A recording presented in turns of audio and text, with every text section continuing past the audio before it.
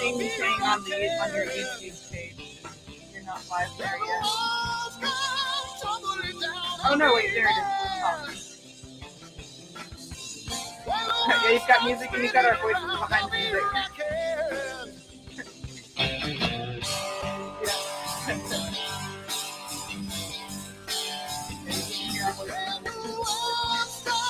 Spinning around, I'll be rocking. When the world comes tumbling down, I'll be there. When the world stops spinning around, I'll be rocking.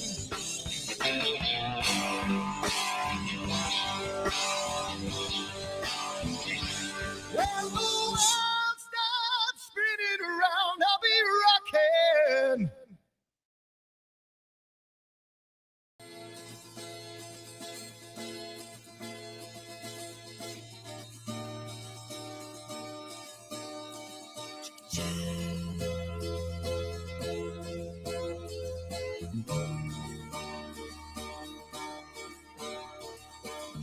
Sunny skies, the smell of palm tree air. Looking back, I could never feel fair. The way the music has touched my soul, the way that the South holds its control. But I've got a new way to choose. I'm gonna start running back to the land of the new. Oh, na na na na na na.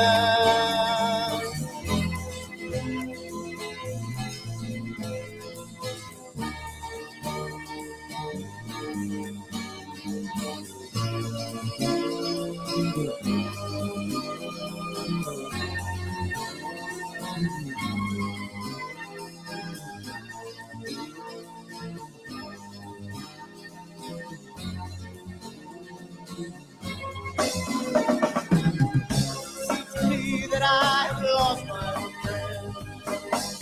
Got the sunset off the highway again.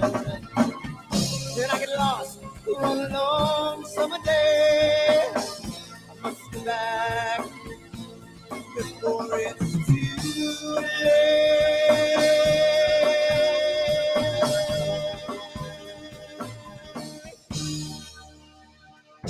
You're afraid, you're feeling alone. Time and space can never afford. The holidays can ring in your fear. The ghostly embrace can only mean tears. And I've got a new way to choose. I'm gonna start running back to lands of blue. Oh, na na na na na na.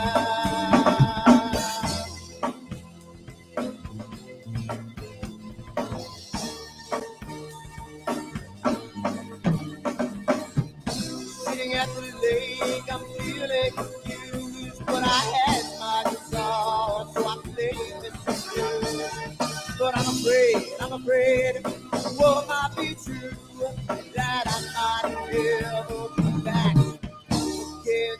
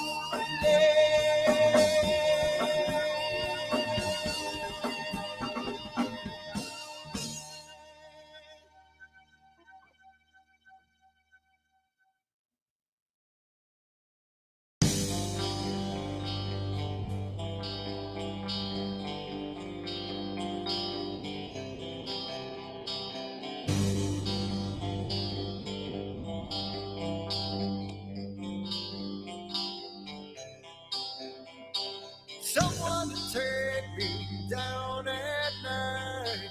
Someone to make my day.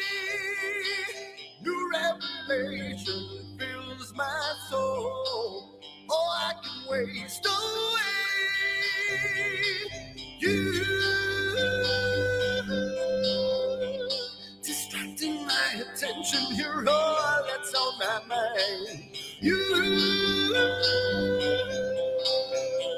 not looking for perfection, but you're too hard to find.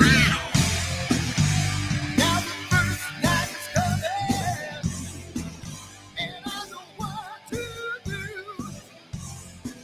You know that nothing feels sweeter than someone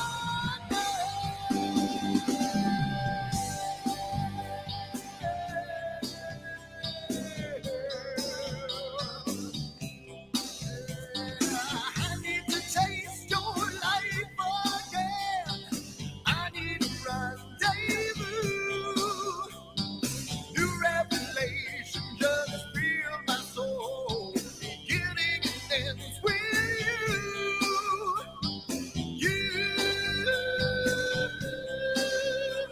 Distracting my attention. You're all that's on my mind. You not looking for perfection, but you're too hard to find. Now the first night is coming, and I know what to do, yeah. You know that nothing feels sweeter than someone else, yeah.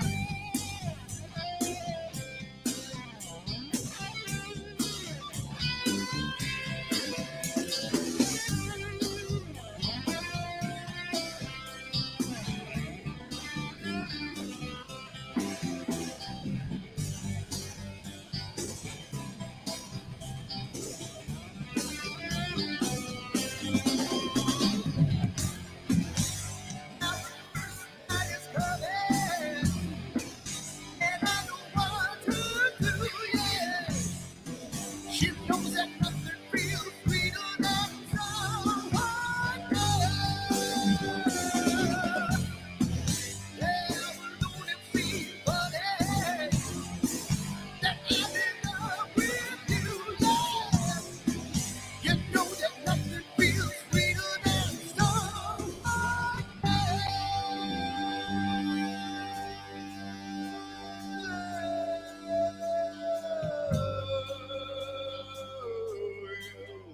Yeah, yeah, yeah, you.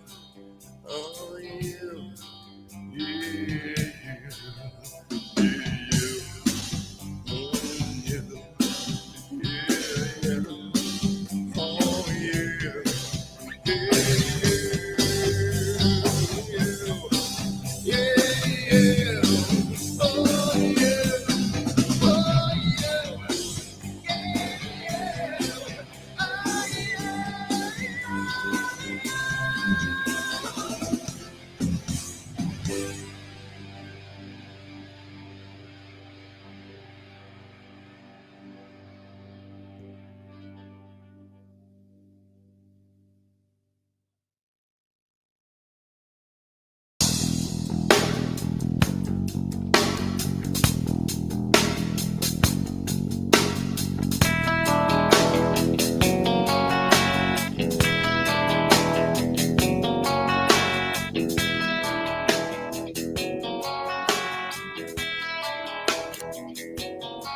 All right.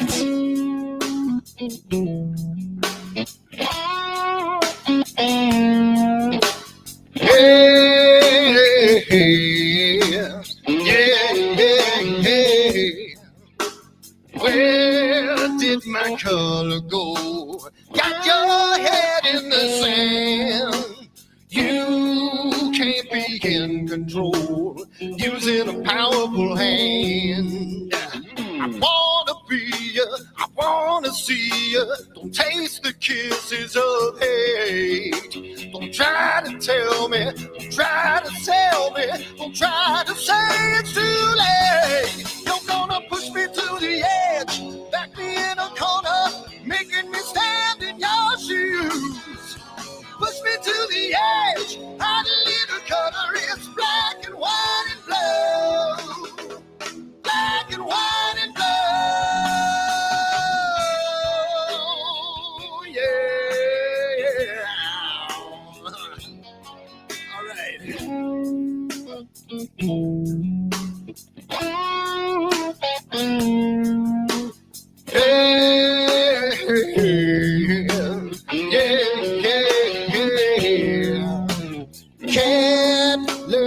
ring a bell. Rackets free from the maze. We can be taught to love. We've got to learn a new way. I wanna see, I wanna be, don't taste the kisses of hate. Don't try to tell me, don't try to sell me, don't try to say it's too late. You're gonna push me to the edge, back me in a corner, making me stand in your shadows. Push me to the edge, add a little color, it's black and white and blue.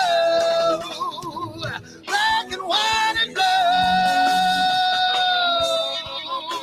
Yeah.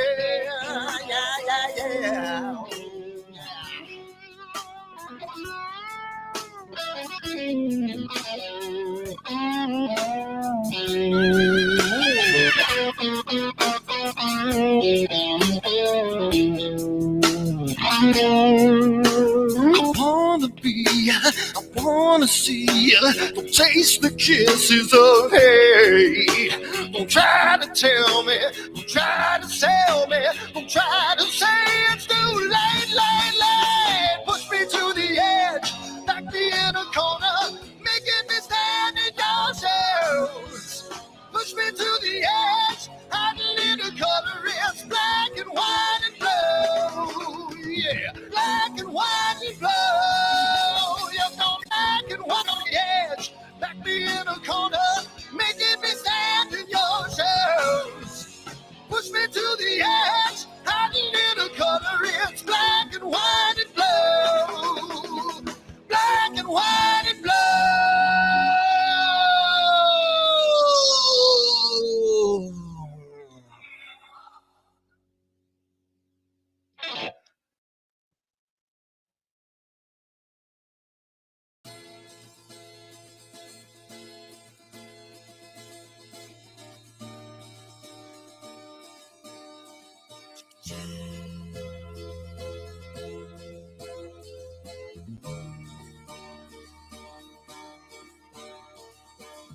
Sunny skies, the smell of palm tree air.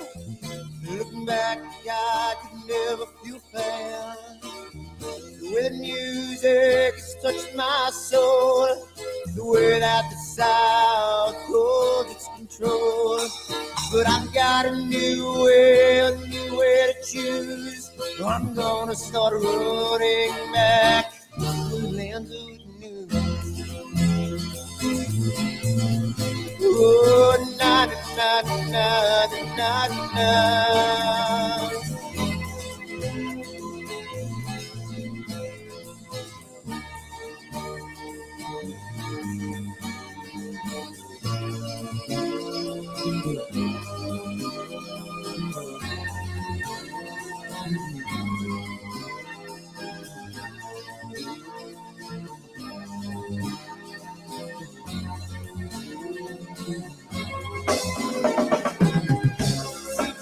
That I have lost my friend. Got the sunset off the highway again. Then I get lost on a long summer day. I must go back before it's too late.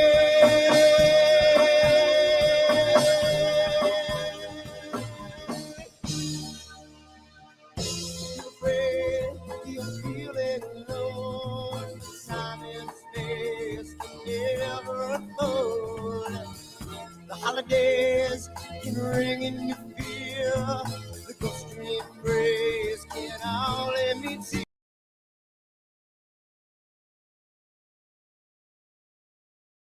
Where to choose? I'm gonna start running back to the land of the blue.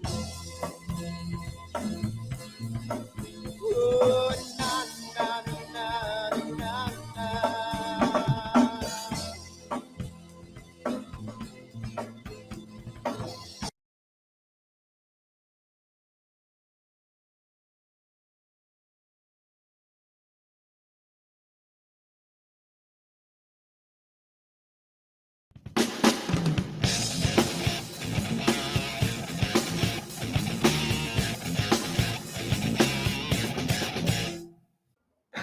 And Molly's jamming to the music. Oh my God.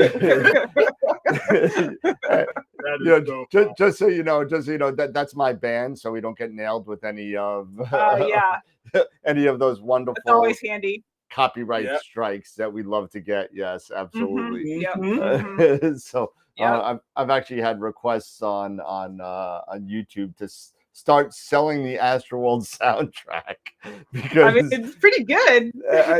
you know what the funny thing is that I thought about, because I was in two different bands that did that. One band I still talk to, like the most of the people, and the other band I don't talk to anybody really, with the exception of one person. So if I kind of start selling it, do I have to give them royalties? I don't know.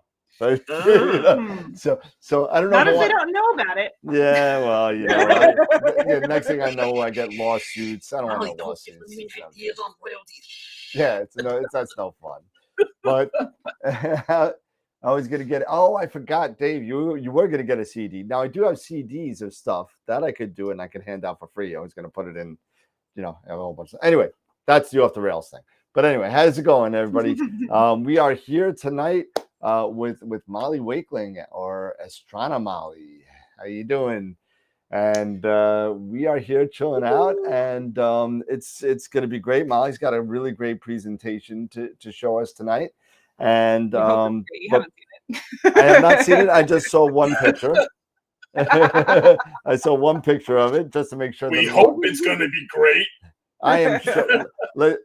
I have seen a bunch of Molly's presentations across the past couple of months, and they've, you know, the worst thing that they did was Global Star Party 100 was me and Sean tag teaming right after Molly's talk, and it was like David versus Goliath. It was like we got totally smashed, and we were so bad that Molly and Scott had to come on and bail us out because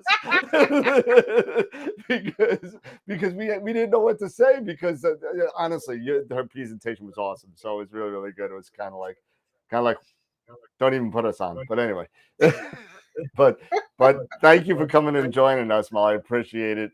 We do have to say hi to our sponsors that we have, so I got to do some shout outs to our people. So yeah, we got to pay the bills. Well, I got to pay for the shirts anyway.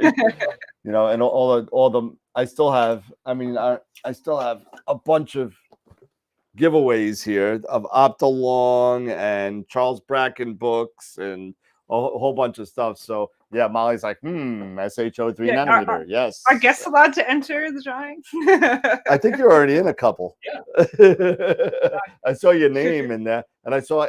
Oh yeah, I think I might have thrown my name in a couple of those when I was doing. I think you were in the Eagle one a couple times, that I had to delete at least 2 of them. But no, just kidding.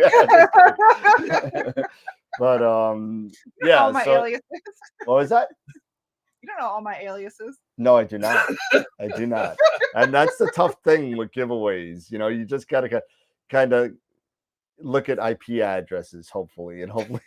Well, I already know your setup, but that's not gonna help me here. So, you're gonna start giving people ideas. VPN, you know. Me and Molly were talking about that offline the other day. HMA. Yeah, exactly. Eric, stop it. But all right, so don't know. No idea. Not a clue. On with the show. If Woody would have gone to police, this would have never happened. But anyway, thank you all to our sponsors. And again, we can't do this show without any of the sponsors or the member sponsors. So thank you, first of all, to our main sequence level sponsor, Woodland Hills. Woodland Hills gives us pretty much, they give us $1,000 just to give away in gift certificates. So thank you to Woodland Hills for that. We're kind of saving some money. We're not going to end up giving up $1,000. So we're going to save a couple $100 to give away a gift at the end of the year. So hopefully that's what we get, a semi-fabulous prize from Woodland Hills. So to our Red Giant level, Prima Luce Lab. And if you missed the Eagle giveaway, 200 of you were in it. Hopefully, we'll come up with something next year. I know Molly's, you can't see it, everybody. Molly's tear, crossing her eyes a little bit. But Big sad. yeah, they can hear you Sad. still. But Okay. Camera Concepts, another sponsor who gives us gift certificates as well, and Optalong, who is really, really generous. He gave us about $3,700 worth of filters to give away, including at the end of the year, we're going to be giving away the 3-nanometer SHO set, which is going to be the last Friday in November. We're giving that away. So keep an eye for those. And if you don't know, if you're not involved in any of these giveaways, go to www.astroworldweb.com and sign up for them all. They're right on the front page. But you got to sign up for all of them individually, because sometimes people wanted to sign up for something, they already had something else. So, and thank you also to another couple of groups that have been super generous. Masters of PixInsight and IP for AP, both has given us thousands of dollars worth of classes and yearly subscriptions to IP for AP. So we're giving away that stuff. I think we give away a Masters of PixInsight class. I think we're giving away every Friday till the end of the year. So plus the IP for AP stuff. So thank you to all the guys over at Masters of PixInsight. And of course, to our member sponsors on Patreon and YouTube. To our Black Hole members, the 4 of them, one of these days we're going to figure out what we're going to give you for perks, because we haven't even decided that yet. But it's coming. Our Red Giant members have already gotten their swag packages. At least most of you have. The rest of the shirts are coming in this week. So you'll get your nice embroidered AstroWorld shirt. And all the Patreon and members on YouTube, we couldn't do this without you. And our main sequence members as well. It just keeps on growing. I mean, sooner or later, I'm just gonna have to do a slide that just says thank you. But there's so many of you now, and our Protostar members, Kieran and Greg, thank you as well. Tonight, as we know, we have Molly Wakeling is going to be hanging out with us tonight and giving us a presentation. On September 16th, Nico Carver will be with us in September. And again, we're promoting this, and I'm not sure where this is going to end up, but fourth quarter, we're going to have Astropalooza. And that is, so far, guests include Sean Nielsen, Amy Little, our guest Molly, and Nico Carver.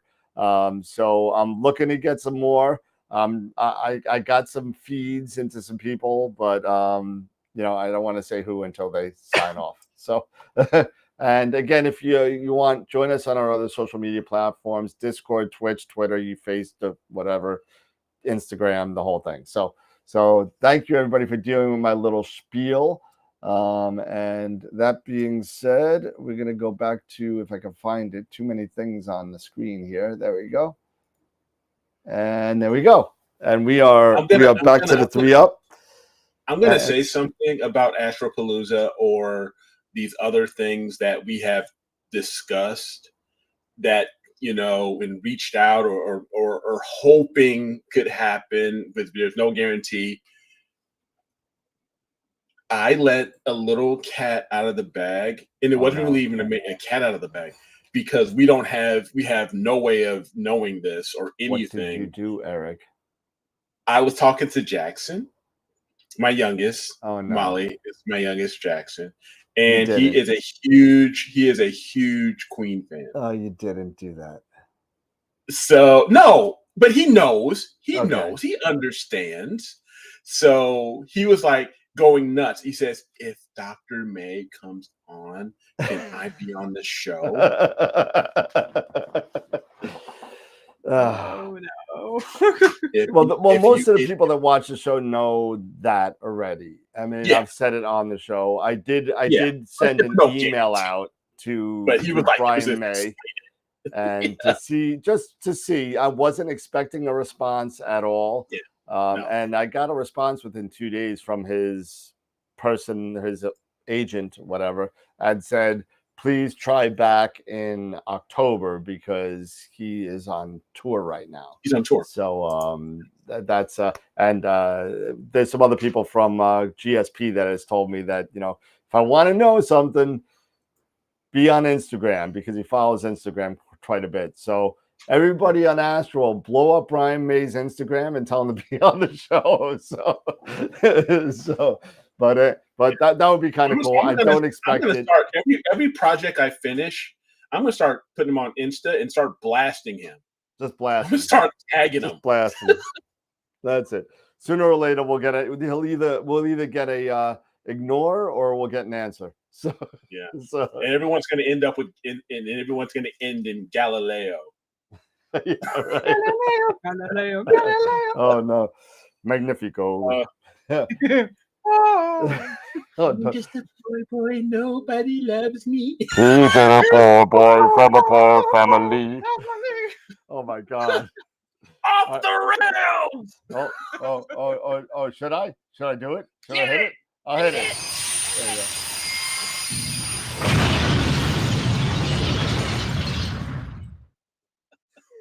dead. I'm dying. The off the rails.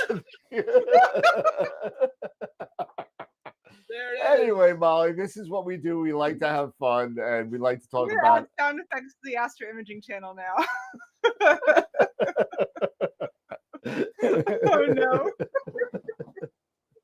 Yeah, well, you know, I mean, we do enjoy doing this. We do enjoy talking about astrophotography, and we've been doing this now for this is the third season. We're coming close in October, end of October. Actually, it won't be end of October because we're going to be all on vacation. But by the beginning of November, we will have hit our 200th episode. And it's it's gonna be pretty cool. I'm gonna see if we can make a big bash out of it. So we'll see. I'm telling you, man, we hit that 200. I want syndication royalties. No problem. So Eric, and I have something for you in this book, and I can't give it to you right now, but I have something I can't even show the title of this book, but I have something in here for you. Oh God. And it's gonna be given to you when I see you, because I don't want to mail it. That's how important it is. Okay. All right. I want to give it to you in my hand. Right? I want to hand it to you. I want to hand it to you. Because Eric has been the longest right now, the longest tenured person besides myself on the show. You know, I created this a couple years ago. Eric came on after everybody left me, and you know, dude, you needed a wingman. I needed a wingman. I needed a wingman. And so now I have Eric, and now I got 7 wingmen and 1 wingwoman. So we got a full squad now. We got a full squad, absolutely, and it's all over the world, you know, including Simon Lewis from New Zealand. So, but anyway, besides the point, Molly, congratulations, welcome to the show. This is your first appearance on AstroWorld. We do get, you know, like the jackets for 5, like Saturday Night Live. You know, so okay. So Sean Nielsen is the closest. He's up to 3, but anyway, Molly, since you're here, and I don't know if we got about 30 people watching right now. Why don't you tell everybody a little bit about yourself, what you do for the people that don't know you, and for the newbies that are out there? Sure. So in my non-astrophotography life, I'm a PhD student in physics at the moment, and deep in prospectus writing mode. I did pass my qualifying exam last month, so that's exciting. Congratulations. Thank you. So I'm doing a lot of writing this month on my prospectus. And then in astrophotography, I've been doing astrophotography for the last 7 years, which I can't believe it's already been 7 years. And went from I started with a 8-inch Cassegrain, one of those Next Star SE mounts that was a gift, ex-boyfriend, long story. And the first time I was out with it, we looked at Saturn and of course fell over like one does when they first look at Saturn through the telescope close up. but then after I picked myself up, I picked my jaw up off the ground, I decided I needed to somehow attach my camera to this telescope so that I could take a picture of Saturn to share with everybody. And I figured out how to attach my DSLR, my little Nikon V3100, to the back of this 8-inch Schmidt Cassegrain on an Altaz mount, which, that was basically the hardest possible place to start astrophotography. Absolutely. We talked about that a lot on the show. Yeah, do not recommend starting that way. But yeah, things kind of grew from there between my uncle was into astrophotography and he was upgrading his rig. So I got his previous rig. And then I decided I was in it whole hog. And now I have 4 telescope rigs in the backyard. And nice. And go to star parties all the time. So yeah, I'm in it for life. Yeah. So actually, you already have your first question from Greg Meyer. What is your thesis on? Yeah, so I'm measuring basically the interaction probability of neutrons on oxygen atoms. So like how often they interact, at what energies, and what angles they scatter off at, what excited states of oxygen they excite, what energies they come off with. We've got a big experiment apparatus with a bunch of detectors on it out at the Lawrence Berkeley National Lab that I'm using at their cyclotron. And I have my data. I did my experiment in January, but I haven't had time to start processing it because I've been in classes and taking my exams and all that stuff. So I'll finally get to start processing it in October once I get back from all these conferences and stuff I'm going to next month. So well, we're glad that you could actually fit us into your schedule, because I know that your schedule this month has been, or will continue to be, a complete disaster until Labor Day. It's not going to stop. It's full speed ahead. and many people are in the chat. You lost me at measuring atoms and neutrons. Yeah. So, but a lot, it's funny that you say with the 8-inch, because I mean, I know Eric started with an 8-inch. I know I started with an 8-inch, and we got Norm and a couple other people in the chat that's saying that's exactly how I started. And, what the scary thing is that when people start getting into astronomy, it's not even astrophotography at that point. It's visual. It's a visual thing at this point. And you say, hey, well, what's the scope that I could see stuff and take pictures with? And unfortunately, the thing that gets thrown at us mostly is the 8-inch Schmidt Cassegrain. So we get it. Oh, it's small. I could see Jupiter. I could see Saturn. I could do pictures, and it's still a very versatile. It's probably the most versatile. I completely agree. But it's to your point, it's you got to get a couple of things to get going. You got to get a focal reducer to do the good photography. You got to put it on an equatorial mount. But I usually tell people to start with like a camera lens or a refractor.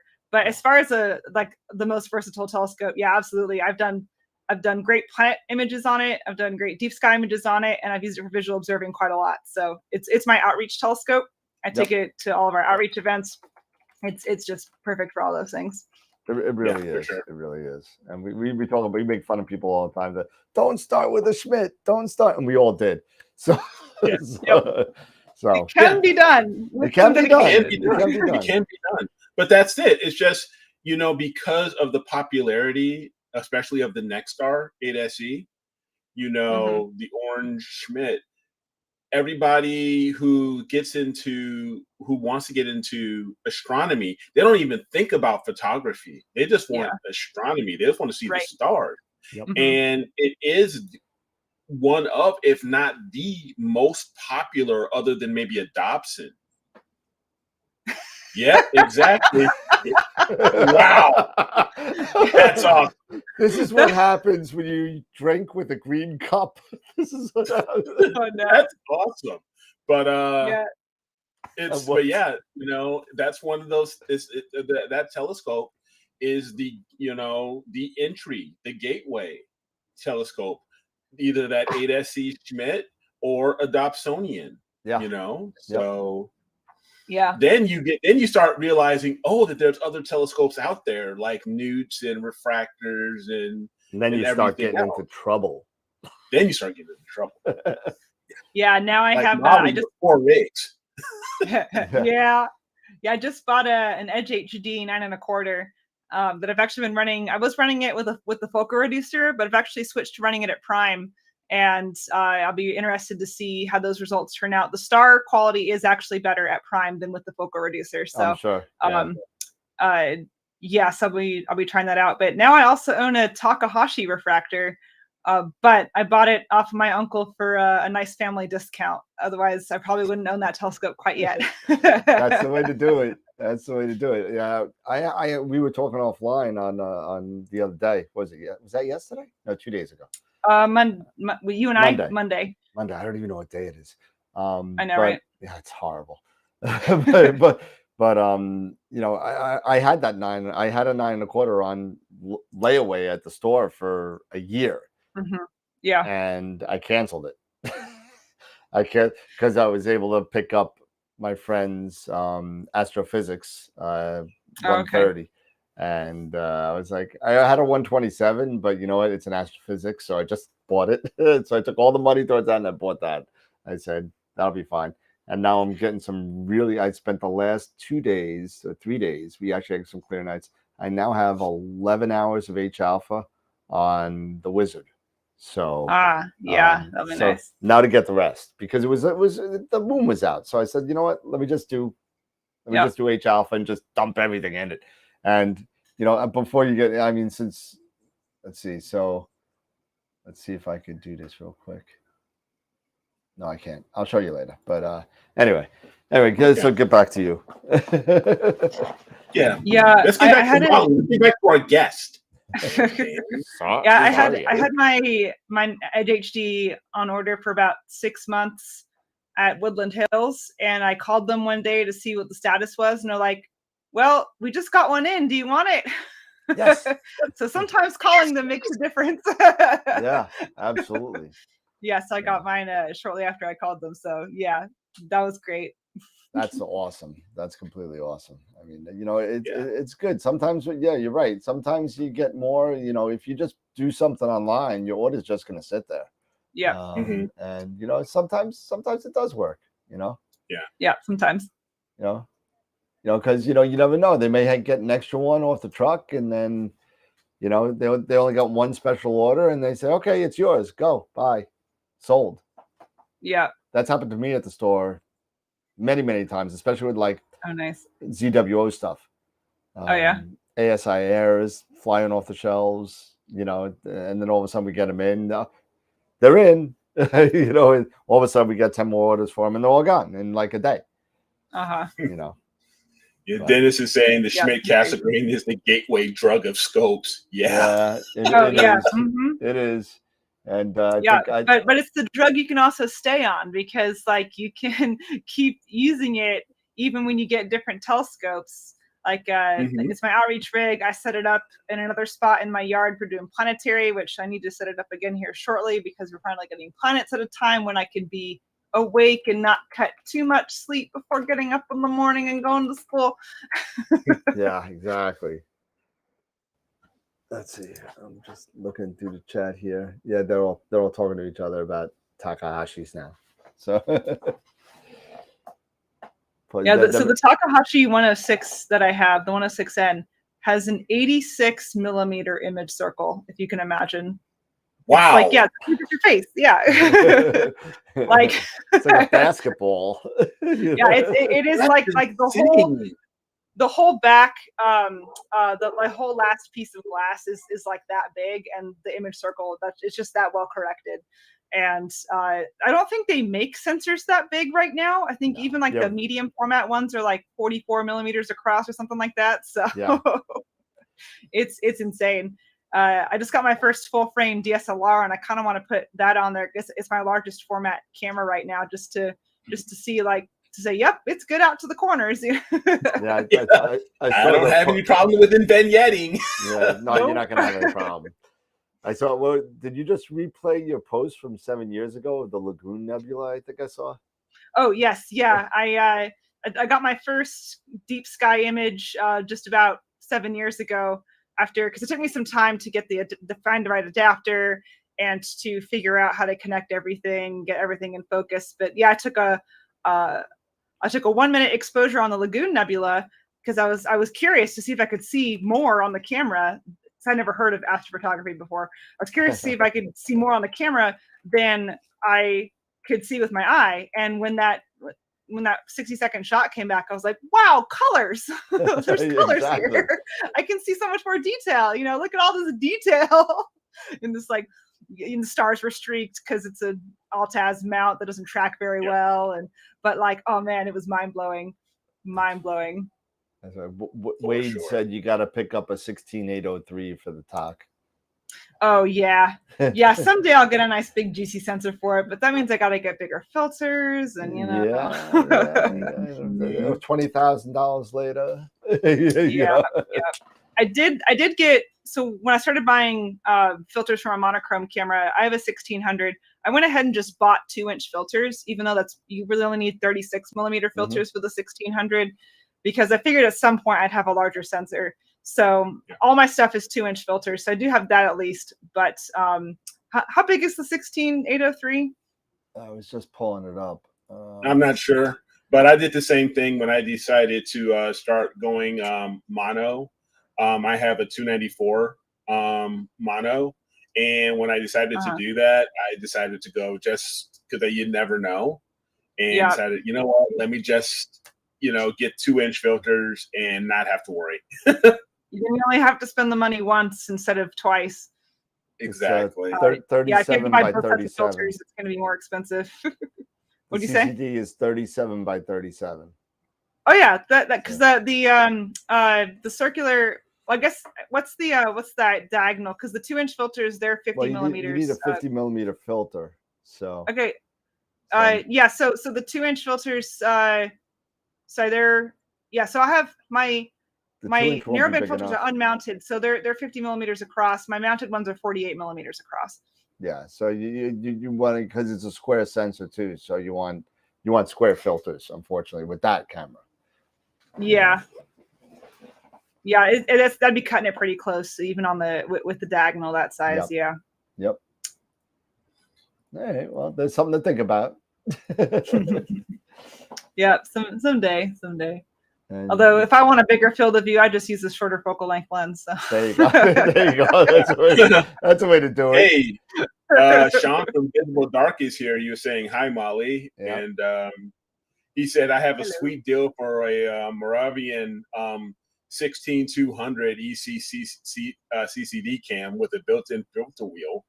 Interested? A CCD camera? Yeah. Nobody does CCD anymore. Even I don't have a CCD anymore. I got rid of my last CCD. The last bastion of CCD cameras, which was the fact that they were more linear response than CMOS. Yep. CMOS is also now pretty linear. So everything that CCD was doing better, CMOS is now doing better. And for a lower price and better image quality. So CCD is on its way out. Bye-bye. Sorry. I know. So sad. I had many good CCD cameras. I mean, they're not they still work. And you can still make really good images out of them. Like Terry Robeson, for example, a friend of mine on the Astro Imaging channel, he uses, what is it? It's an old CCD camera. It takes 40 seconds to read off the sensor. Oh, yeah. And he makes fantastic images out of that thing. So if you have a CCD, keep using it. But if you don't have one yet, go ahead and get CMOS. Yeah, go get CMOS. Start with CMOS. Yeah. Chris goes CCC, yeah. Incredible. Love it. Oh yeah, great. Lots of fun in the chat. Oh yeah. But so you got a little presentation that you want to kind of, you could get it rolling if you want. And sure. Let me go ahead and share my screen. And let me make you bigger. Play the rest of its way there through. You go. Oh, there you go. She's got the transitions going. Yeah. Well, when you make a PowerPoint, sometimes they have cool templates that you can put in, and sometimes they have flashy little graphics on them. I'm like, oh, that'll be fun. So there you go. Yes, I wanted to talk about doing automating your backyard setup, which is something I've been working on over the last 2 years and finally succeeded on after a lot of nights. I was previously out in California and had a lot of clear nights when I was out in the Bay Area, and was able to iterate night after night after night to get this process down before I moved back out to Ohio. And now I run my telescopes in my backyard every night, 3 or 4 of them at a time, and pull down the data in the morning after I get up. It's really been incredible to do. So I want to talk about how to do that, and hopefully some people who are listening will be able to start moving in that direction, because it is really nice to be able to sleep once in a while. I mean, don't get me wrong, I'll stay up at star parties for sure, go look around through other people's telescopes, chit chat with people, but the rest of the year I like to sleep. I do. So is that your teardrop? Yes, that's my teardrop camper. Yeah, it's a teardrop shape. It's actually like a proper camper. It's got a kitchen and a shower and a toilet and a bed and stuff. Yeah, it's a proper camper, and it's Nice. the darn cutest thing on the planet. If I do say so. I got to get me one of those, because I'm tired. I'm tired of leaving my equipment there and not being around it and going to the hotel. Yeah, it's really nice, and it's a lot nicer than sleeping in a tent. I've got heating, I've got air conditioning, I've got a nice bed, I can cook in there, I've got a toilet in there. I'll be taking that to the Okie-Tex Star Party next month. So nice. If you're coming to that, you'll get a chance to see it in all of its glorious cuteness. I'm unfortunately going to miss that one. Ah, shoot. Yeah. All right, well, I will dive in here. All right, so and a lot of times when people talk about astrophotography, people always ask, well, what are you running? What's your camera? What's your rig? So I figured I'd go ahead and start with that, and start with what all my rigs are, to kind of give an idea of what all equipment I have on there that makes running in the backyard much easier, and in some cases makes it possible. So I like to call it my my backyard menagerie, my menagerie of telescopes. There you go. And this picture doesn't show the 4th rig that I have since set up, but I've got another picture of it in a couple slides here. So this is the primary rig. I've got my Celestron 9 1/4 Edge HD. Currently, I'm running the 2600 MC Pro on it. I was running my 1600 on it, but I swapped them. I'm testing some filters for Optolong, so I wanted to put them on each telescope to do a nice test. The Paramount IT is the mount that's running on, which has when Software Bisque says it takes the mount out of the equation, they mean it. It really hasn't, knock on wood, given me any problems, unlike my other mounts. I use a Prima Luce Sato focuser, which has been pretty good. Starlight Express filter wheel.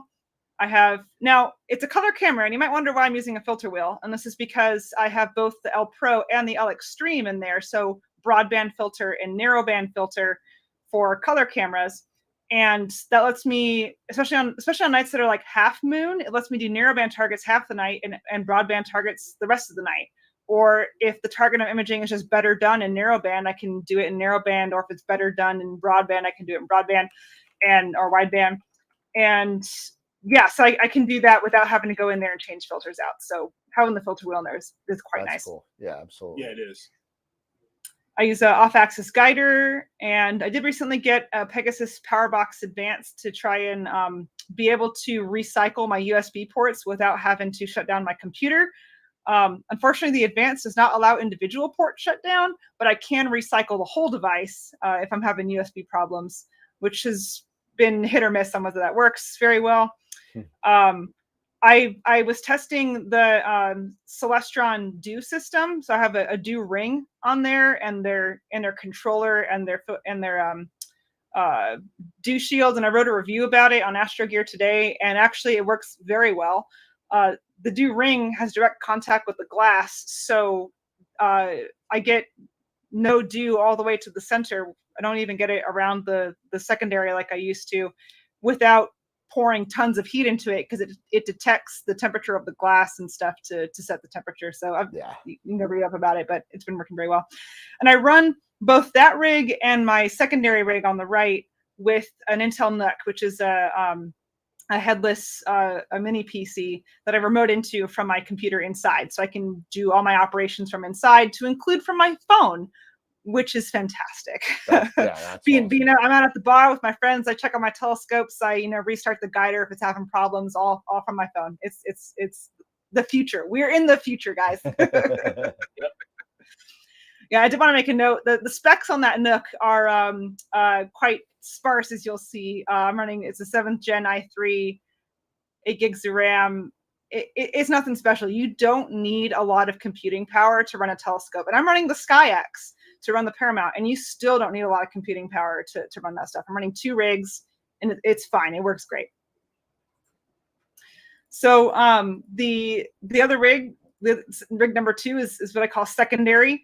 Probably because I set it up after I set up the first one here. It's my Takahashi FSQ 106N. I've got the monochrome camera on there right now. The ZWO 1600. It's on the Ioptron SEM 40 mount, electronic focuser, filter wheel. I've got the Optilong filter still that I've been testing. That one I do a guide scope on because it's short enough focal length to tolerate a guide scope well. And I run that on the same computer. Nice. The guy in the background here is my... You run 2 separate instances of your acquisition. So you're running 2 separate instances of your acquisition software? Yeah, so I have 2 instances of Nina, and I have 2 instances of PhD, which you need to do a command line code to get a second instance of PhD. But when you try to open a second instance of PhD, it will tell you, hey, put this code in the command prompt and you can do it. So I actually just wrote a tiny little script to just run that piece of code that I just double click on instead of having to remember what it is. Nice. Right. Yeah, I realized I didn't put a software slide in here. How did I not put a software slide in here? I do have a couple slides on how I automate with Nina. So I'll talk a bit about software then. Okay. So the third rig here is my science rig. So actually I do variable star observations for the American Association of Variable Star Observers.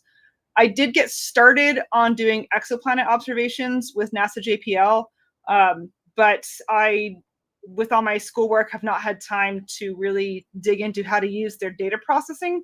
So I'll do that maybe after I finish the PhD, but I have got the variable star process down. So I'm going to do variable stars with this. It's this is a rig of hand-me-downs. The Vixen, my star, was given to me by another club member. The QSI 583 was given to me by another AAVSO member. I did actually buy the Celestron AVX, so there is that. But the same guy who gave me the QSI also sent me another AVX, which is currently non-functional. I need to go fix it. RoboFocus 3 came with the scope that the guy in the club gave me. The Johnson Cousins BVRI filters were a gift from, I think it's the same guy. It was several years ago. He's getting on in years, and he was looking to move his stuff over to people who use it more often than him. So I've been the benefactor of his generosity for sure. There you go. Mm-hmm. I run that off a guide scope, and that one I do run on its own rig because I was starting to get USB conflict issues trying to run 12 USB devices on one computer. So I have an old Lenovo 2012 laptop that I used in undergrad that runs that rig. So yeah, that's been working well too. Again, very minimal specs, works great. You got a couple of questions, Bob. Yeah. Yeah. So yeah, Ernie was asking, how do you connect the RoboFocus to Nina? Do you use RoboFocus server? Yes. Yeah. Oh, sorry. I have not converted that rig to Nina yet. That one's still using Sequence Generator Pro. Got it. Okay. And in Sequence Generator Pro, I sometimes use the RoboFocus driver. I sometimes use the RoboFocus server. It depends on what the USB devices are feeling like that day, because sometimes one works and the other doesn't. Fair enough. Fair enough. And yes, Dennis... that one I've not converted yet because I had to scuttle the guide camera to another telescope because of some issues I was having. So it's currently not running. I will eventually convert it to Nina when I have a little bit of time. You got a bunch of questions popping up. So Dennis asked, if these are out all the time, what do you do about security? Yeah. Okay. So when I was looking for my house out here, my first requirement on the house was that I have a fully enclosed backyard. And I managed to find a house that had that and was the right size and was within my budget. And so this house has, it's got 6-foot high wooden fences all around. You can't see any of my stuff from the street. And I've got a lock on the gate. And yeah, so any system can be broken through with enough effort, but somebody would have to know, and they would have to make a lot of effort. And I also have security cameras on my stuff. So nice. I just purchased a security camera yesterday, so I could actually put it up finally. I found a PoE camera that I'm actually gonna like, I think. Oh, cool. So and I thought there was one more question regarding yes. Do you do spectroscopy on the variable star occultations? Not yet. That's something I would like to get into at some point. I'm a little saturated right now on work with my degree, but I would eventually like to do that. Just a little bit, yeah. And Bob, she's in Bortle 7, Bob. Yep, Bortle 7. Yep, so narrowband filters come in hugely helpful for these skies. I do sometimes do wideband, like I mentioned, but I have to take a lot of subframes to get reasonable data out of that. I do have to do quite extensive processing that often sacrifices some of the dimmer stuff. So I will eventually get better at processing some of the dimmer stuff, but it's also just really hard from Bortle 7. But I have produced some wideband images that are reasonably okay from here, although I usually try and save the ones I really want to do a good job on for when I go to star parties. Fair enough. Okay. Yeah, so this is my fourth rig. I call it the Traveler because it's one that I can pack into a carry-on suitcase and take with me. This is the portion. I took this mount with me when I went to Chile in 2019, but now I've beefed it up with a better lens and an Astro camera and a guide camera. So I got that Rokinon 135mm f2 lens that I was seeing people use all over Astrobin.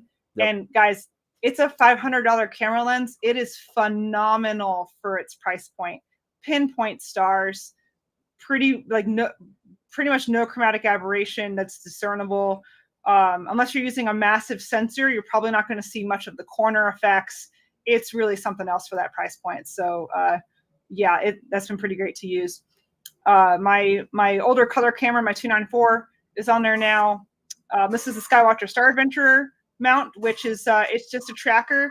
It doesn't have any go-to capabilities, but it will take ST4 guide commands on the right ascension axis. So you can do a little bit of guiding with this thing to help smooth it out a little bit and get maybe another 30 seconds on your exposure times. I've got so this rig that I have the Rokinon lens in, there's a company, Astronetic. I don't know if they're a company or if they're a person, but somebody 3D prints these rigs, and they sell them on Agena Astro, and they probably exist some other places, and they're for this lens specifically. And it comes with a holder for the ZW EAF, and my version has a belt drive. They've got a new version out with a better engineered system. This is the second version, actually. There was an earlier version, and yeah, it holds all the things. I can put a guide scope on the top, although I don't because of weight on this rig. It's got a side kind of spot to put an ASI Air, which I have one, but I haven't done it yet, partly because I need to get a ZWO guide camera. The guide camera on here currently is a QH45L2. Yep. I will eventually get a ZWO guide camera, but that's going to be coming sooner rather than later because the guide camera I've been using, I think, is dying. My old QHY5 on one of my other rigs. It's so big sad, but yeah, time to upgrade that guy anyway. And this one also runs off of the Lenovo laptop. I just run a long USB cable back over to the Science rig. Got it. If this will progress. Yeah. So where do you start? How do you start being able to do automated backyard imaging? So the very first thing you need is a good tracking mount. You can have a not great telescope, pour your money into your mount for real. You can do things to help to fix image quality, and you can get away with a lot of things even on a telescope. Oh, my cat's hitting the microphone here. Hello. pick you over here. Thank you. Yeah, they always know when I'm on video calls and they like to come interrupt. Yeah, so a good solid tracking mount, something you spend more than $1,000 on it for sure. Like the Ioptron SEM 40 is like the least I would recommend, and that's $2,500 for that one. Spend your money there. You can work with whatever telescope you have for now. I do also recommend having an electronic focuser, because your focus will change throughout the night. Whether you're on a Schmidt-Cassegrain and the mirror flops, or you're on a refractor or a camera lens, and they can be very temperature sensitive. My Takahashi is crazy temperature sensitive. I have to adjust it every half a degree Celsius or so. Wow. Yeah, it's very temperature sensitive. Not all refractors are. This version of the Takahashi in particular is especially bad. Oh, wow. Okay. About that. And also for filter changes, no two filters are truly parfocal, even especially if you've got a really tight focus point, like on a refractor. So being able to have it auto change the focus position using filter offsets for different filters with your electronic focuser is very handy. If you do use filters, like if you're on a monochrome camera or you're using multiple filters, I definitely recommend an electronic filter wheel, although you could only shoot one filter a night if you really carefully planned out your sessions, if you don't want to invest in a filter wheel yet. But if you're just using a color camera, you might just need your light pollution filter and that's it, in which case you can just use the filter drawer and not have to worry about the filter wheel. I do recommend having a dedicated computer for this, mainly so that you have all your software on there and you're not trying to dual purpose it with other things, although you certainly can.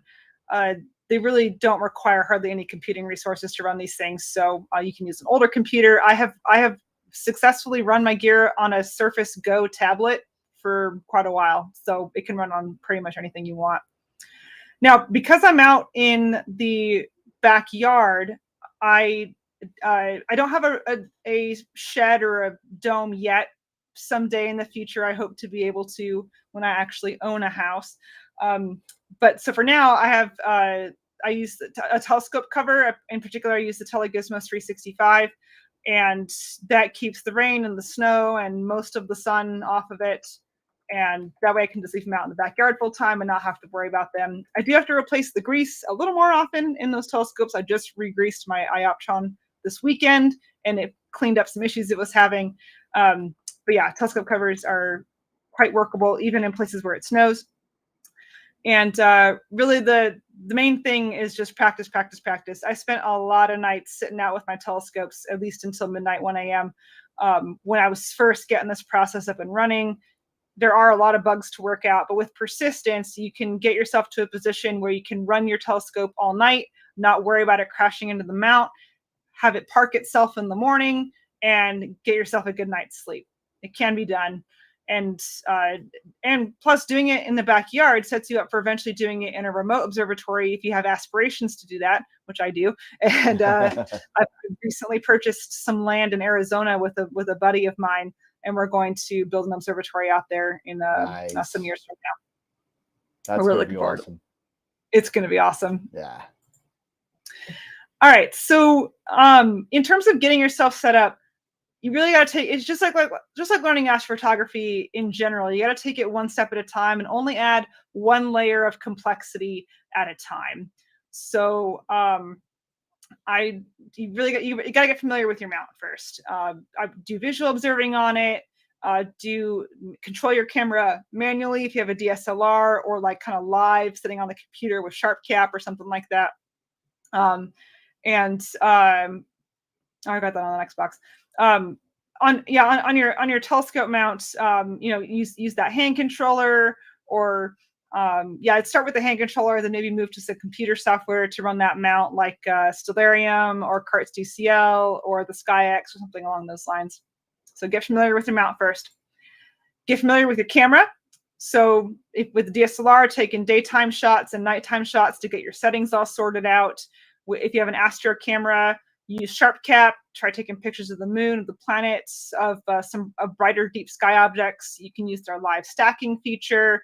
That way you can kind of see what you're doing while you're doing it without having to go fiddle with a ton of settings. Next is to run the mount and the camera together. So put your camera on your mount and track an object and take some pictures of it on the computer, or if you're on a DSLR, you can still do that just on the camera. Your next step is to add auto guiding. And I put that here before adding other automations, because if you're going to do long exposure imaging for deep sky, you really got to do auto guiding. Even some of the nicer mounts like my Paramount, I still haven't really been able to get it to go longer than 30 or 60 seconds without guiding. So having the auto guider lets you take the long enough exposures that you need to do those deep sky images. And that's a big layer of complexity to add that can take some time to iron out all of the bugs, and it's good to kind of get that done early. If you are going to use the filter wheel, I'd say it's a good opportunity to add it. I kind of haven't decided whether adding a filter wheel, adding a focuser should take precedence. But if you can kind of get started on getting your imaging processes down by focusing it yourself, and it may drift out over the course of the night. Maybe you get up every couple of hours to go fix it, or maybe you just only image for a few hours a night. Add an electronic focuser. This way you can change your focus with telescope position, with filters, with different conditions throughout the night. Once you kind of have each of those components worked out, then it's a good time to start working on getting it all married together in your sequencing software. I recently switched to Nina. I'm absolutely in love with Nina. It's really incredible what it can do for the fact that it's free and open source. So there's a lot of help out there, especially for Nina, because it's gotten quite popular. They have a Discord, and you can get some help doing that. I'm eventually going to put out a video on it. It's taken me a while to get some of these videos together, but yeah, there's a lot of stuff out there for Nina.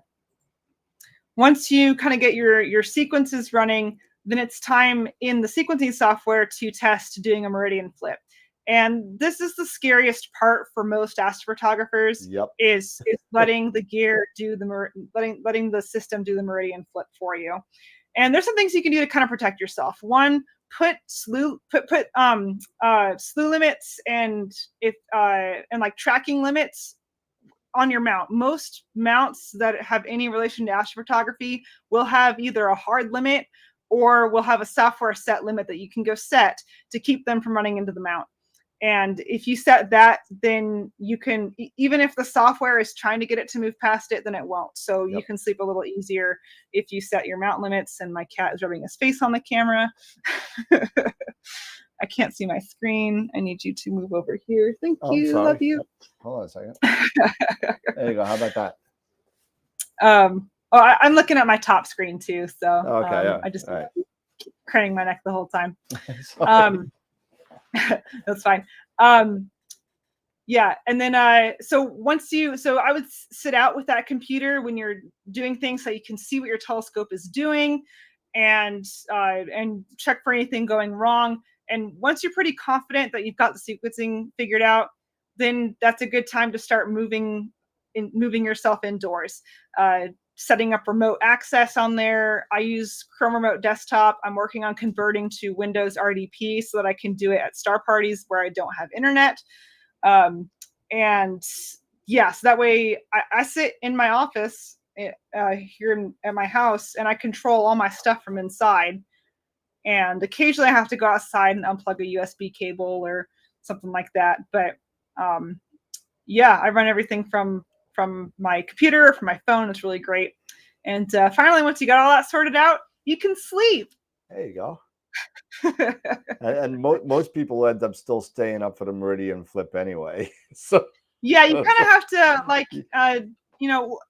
have it practice it several times. You can put in a target that's about to transit for practice, watch it flip, and when software like Nina, Sequencer Pro, when they execute a meridian flip, they take a picture of where you currently are to get your plate saw coordinates.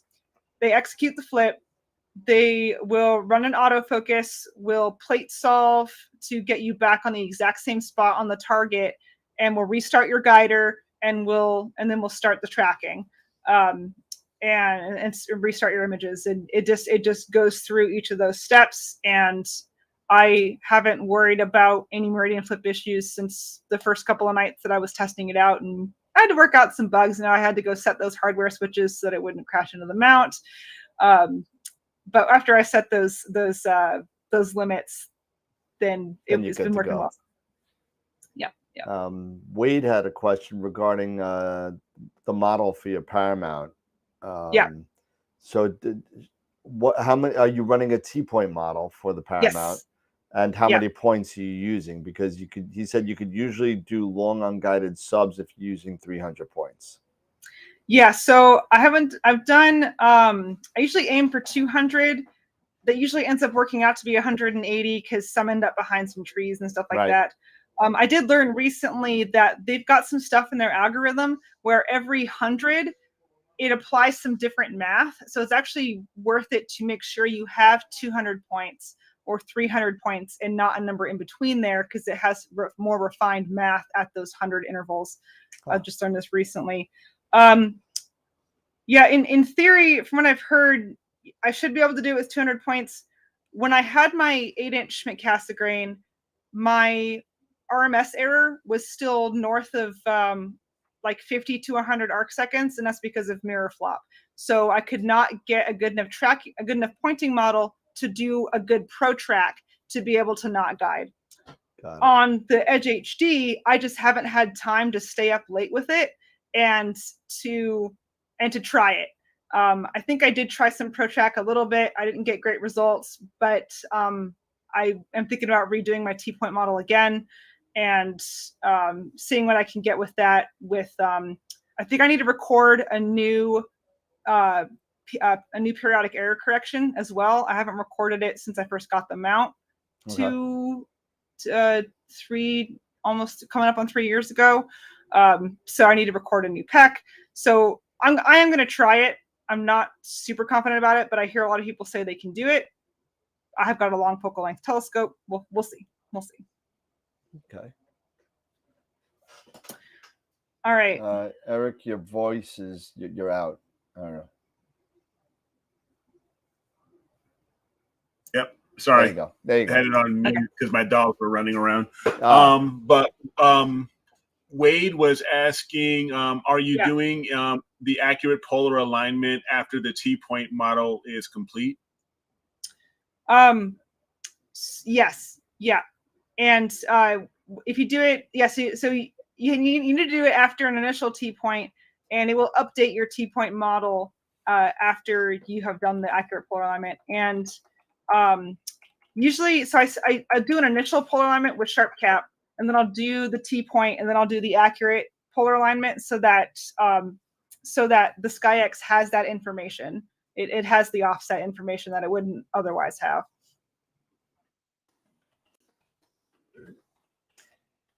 Yeah, if there's no more questions, I'll go on. Yep.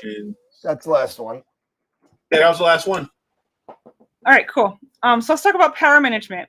So once you start having all these devices, you start getting a lot of power cables, and it can become quite messy. And especially when you've got dew and things like that, you don't necessarily want to have open connections that can get dew in them. I haven't necessarily heard of dew causing any shorts, but I don't see why it wouldn't. So it's better to be safe than sorry. Yep. So I got this large outdoor power enclosure box on Amazon, and it's got these kind of feed throughs on the top that have this sticky like rubber kind of thing that presses around the cable, and the lid kind of goes over the top of the box. And it has been very effective at keeping water out and dirt, and most of the spiders, still somehow spiders get in there. Yeah, they find their way. Yeah, they find their way, but the water doesn't. So that's the important bit. So I put a surge protector in there. I have considered putting a UPS in there for especially when I go to star parties, or like when I was living in California, the power was kind of flaky out there. We had very frequent sort of little tiny drops in power. So you could put a UPS in there potentially. I keep all of the adapter bricks on the inside. And I have started putting some Wi-Fi enabled outlet switches in there. The Zigbee ones I found tend to work a little better, but even then I still get them disconnecting about once a month, which is very frustrating. I'm eventually going to get an Ethernet enabled power strip, again, in my preparation for eventually going into an observatory as I kind of work out all these bugs in my backyard. But I don't have a router out there yet, which is going to be my next task. And then I'll be able to start moving in that direction. If you should use a USB hub, and you should get one that has external power on it, because when you're running, even though the camera cooler does not run on USB, just the power draw of the camera and your guide camera and just having multiple devices on there can sometimes overwhelm the 500 milliamps that USB 2 can do. And I think USB 3 can still only do 1 amp generally. So plugging in an additional power source into those can really, if you're having weird USB disconnection issues, try a powered USB hub and you might see them go away. An alternative for that is a Pegasus power box, for example. I think there's some others out there.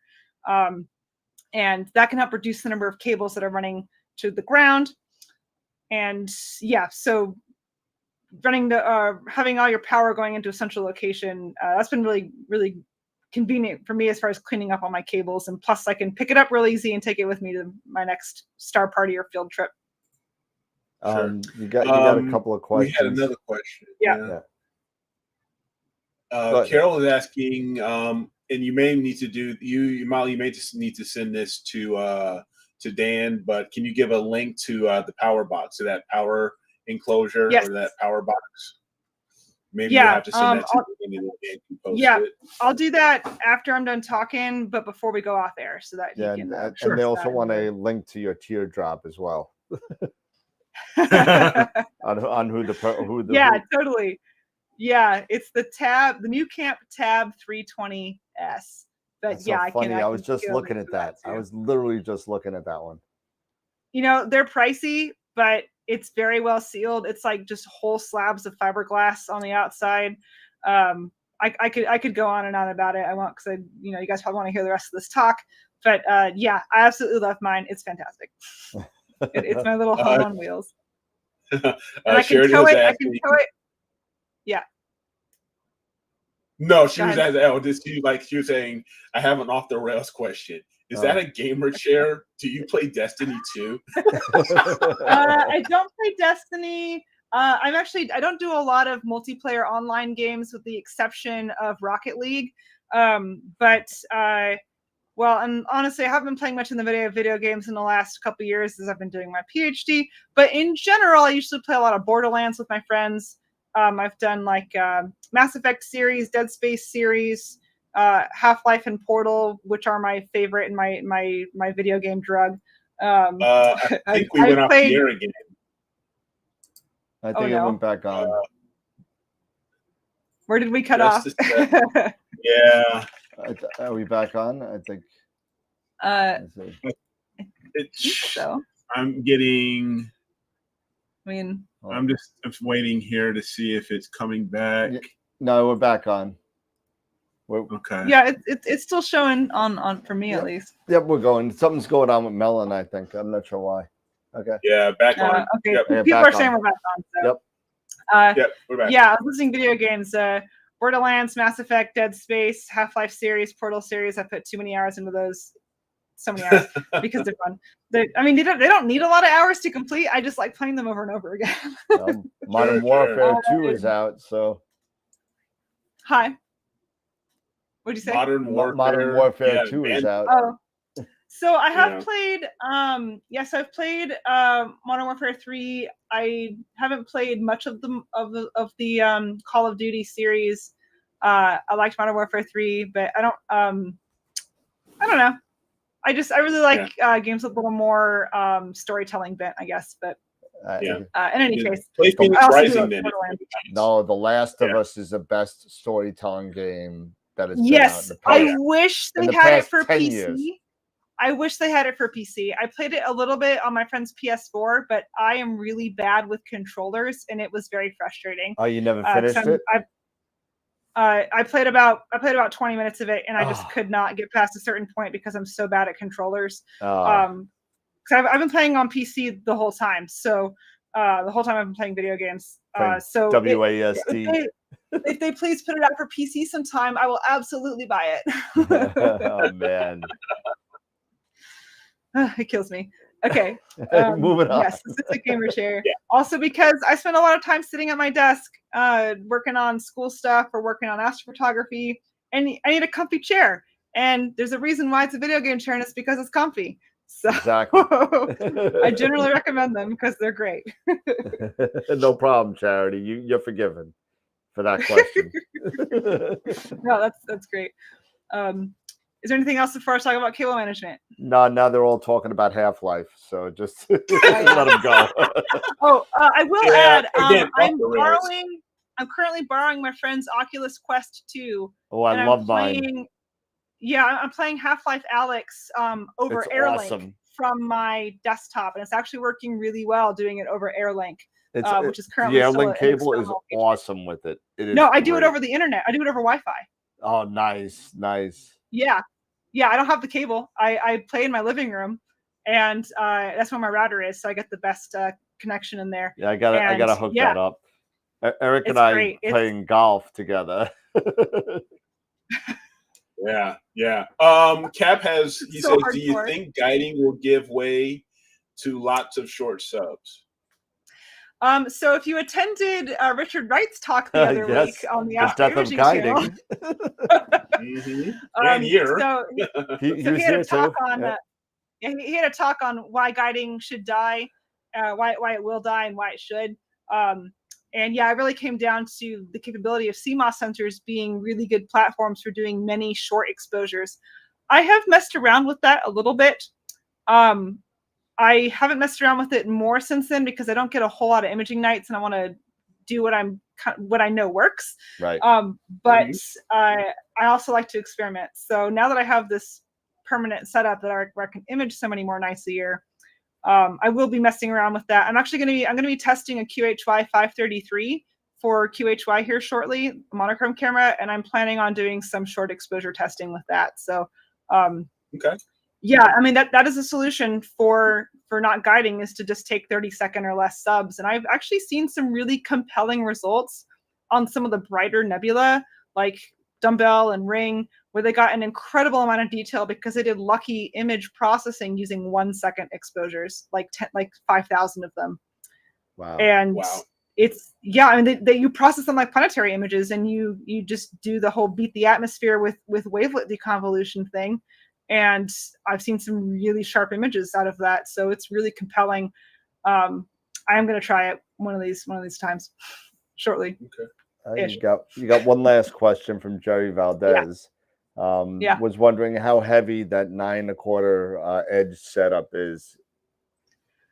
So it's actually not that heavy. So the Edge HD weighs shoot, I don't remember. I think it's like around 20 pounds ish. It's definitely heavier than the non-Edge HD series. Maybe it's closer to 25. But it's not that hard to wrangle. It's definitely less than 30. The Paramount only weighs 35 pounds. So that is actually very easy to pick up and move around and plop on that tripod. The tripod I have is the helium tripod. It's just got a central bolt that goes up into the Paramount. So you just plop it on there, screw that bolt in. You can rotate the whole mount when you're doing polar alignment, which makes life so much better when you're off by like 10 degrees by accident because your cell phone compass is terrible. And then of course there's the counterweights. So yeah, I guess the whole thing would be like, let's see, 25, 35. You know, I'm a physicist, but like, I'm actually really bad at mental math. Gotcha. Yeah, so it's like 60. I don't know. The whole thing's probably like 75, 80 pounds. It's not bad. It's really not bad. All right. It's definitely better than my one of my early rigs was one from my uncle, which was a Celestron C11 on a CGE. And due to a long story that I won't tell here to take up your whole time, is I have a CGE Pro, and the CGE Pro, the mount itself weighs 75 pounds. Yeah. And I used to carry that up and down the stairs in my 2nd-story apartment. No, It was the whole reason I went to the gym. You didn't need was to. so I could haul that mount up and down the stairs. Oh my God. So the Paramount has been a huge improvement over in multiple ways, but especially in weight being one of them over my heavier mounts for sure. Yeah, Jerry was actually talking about just the from the OTA up. So just wondering what the actual payload. Probably 30 pounds if I had to toss a number on there. I mean, none of the other components weigh hardly anything. Yeah. It's probably only 25. I don't remember what the weight of, like almost the whole weight is the telescope. The camera and the filter wheel and the other stuff probably add a pound or 2. Now, the focal reducer on the Edge HD is actually quite a hunk of glass. It weighs probably 3 pounds or something. But I took it off recently, so yeah. Hopefully that works. Is there anything Molly, else? if you want to, when we get in these side talks, if you want to switch to your picture, so when we go back and forth. Oh, I thought you had that capability with your fancy software. I don't because if I was running your PowerPoint, I would, but I'm not running your PowerPoint, so. All right, well, I can't do it. I'll do that. Are there any other questions? No, that's it. We could go on. Yeah. All right. Yeah, I'll do that on the next set of questions.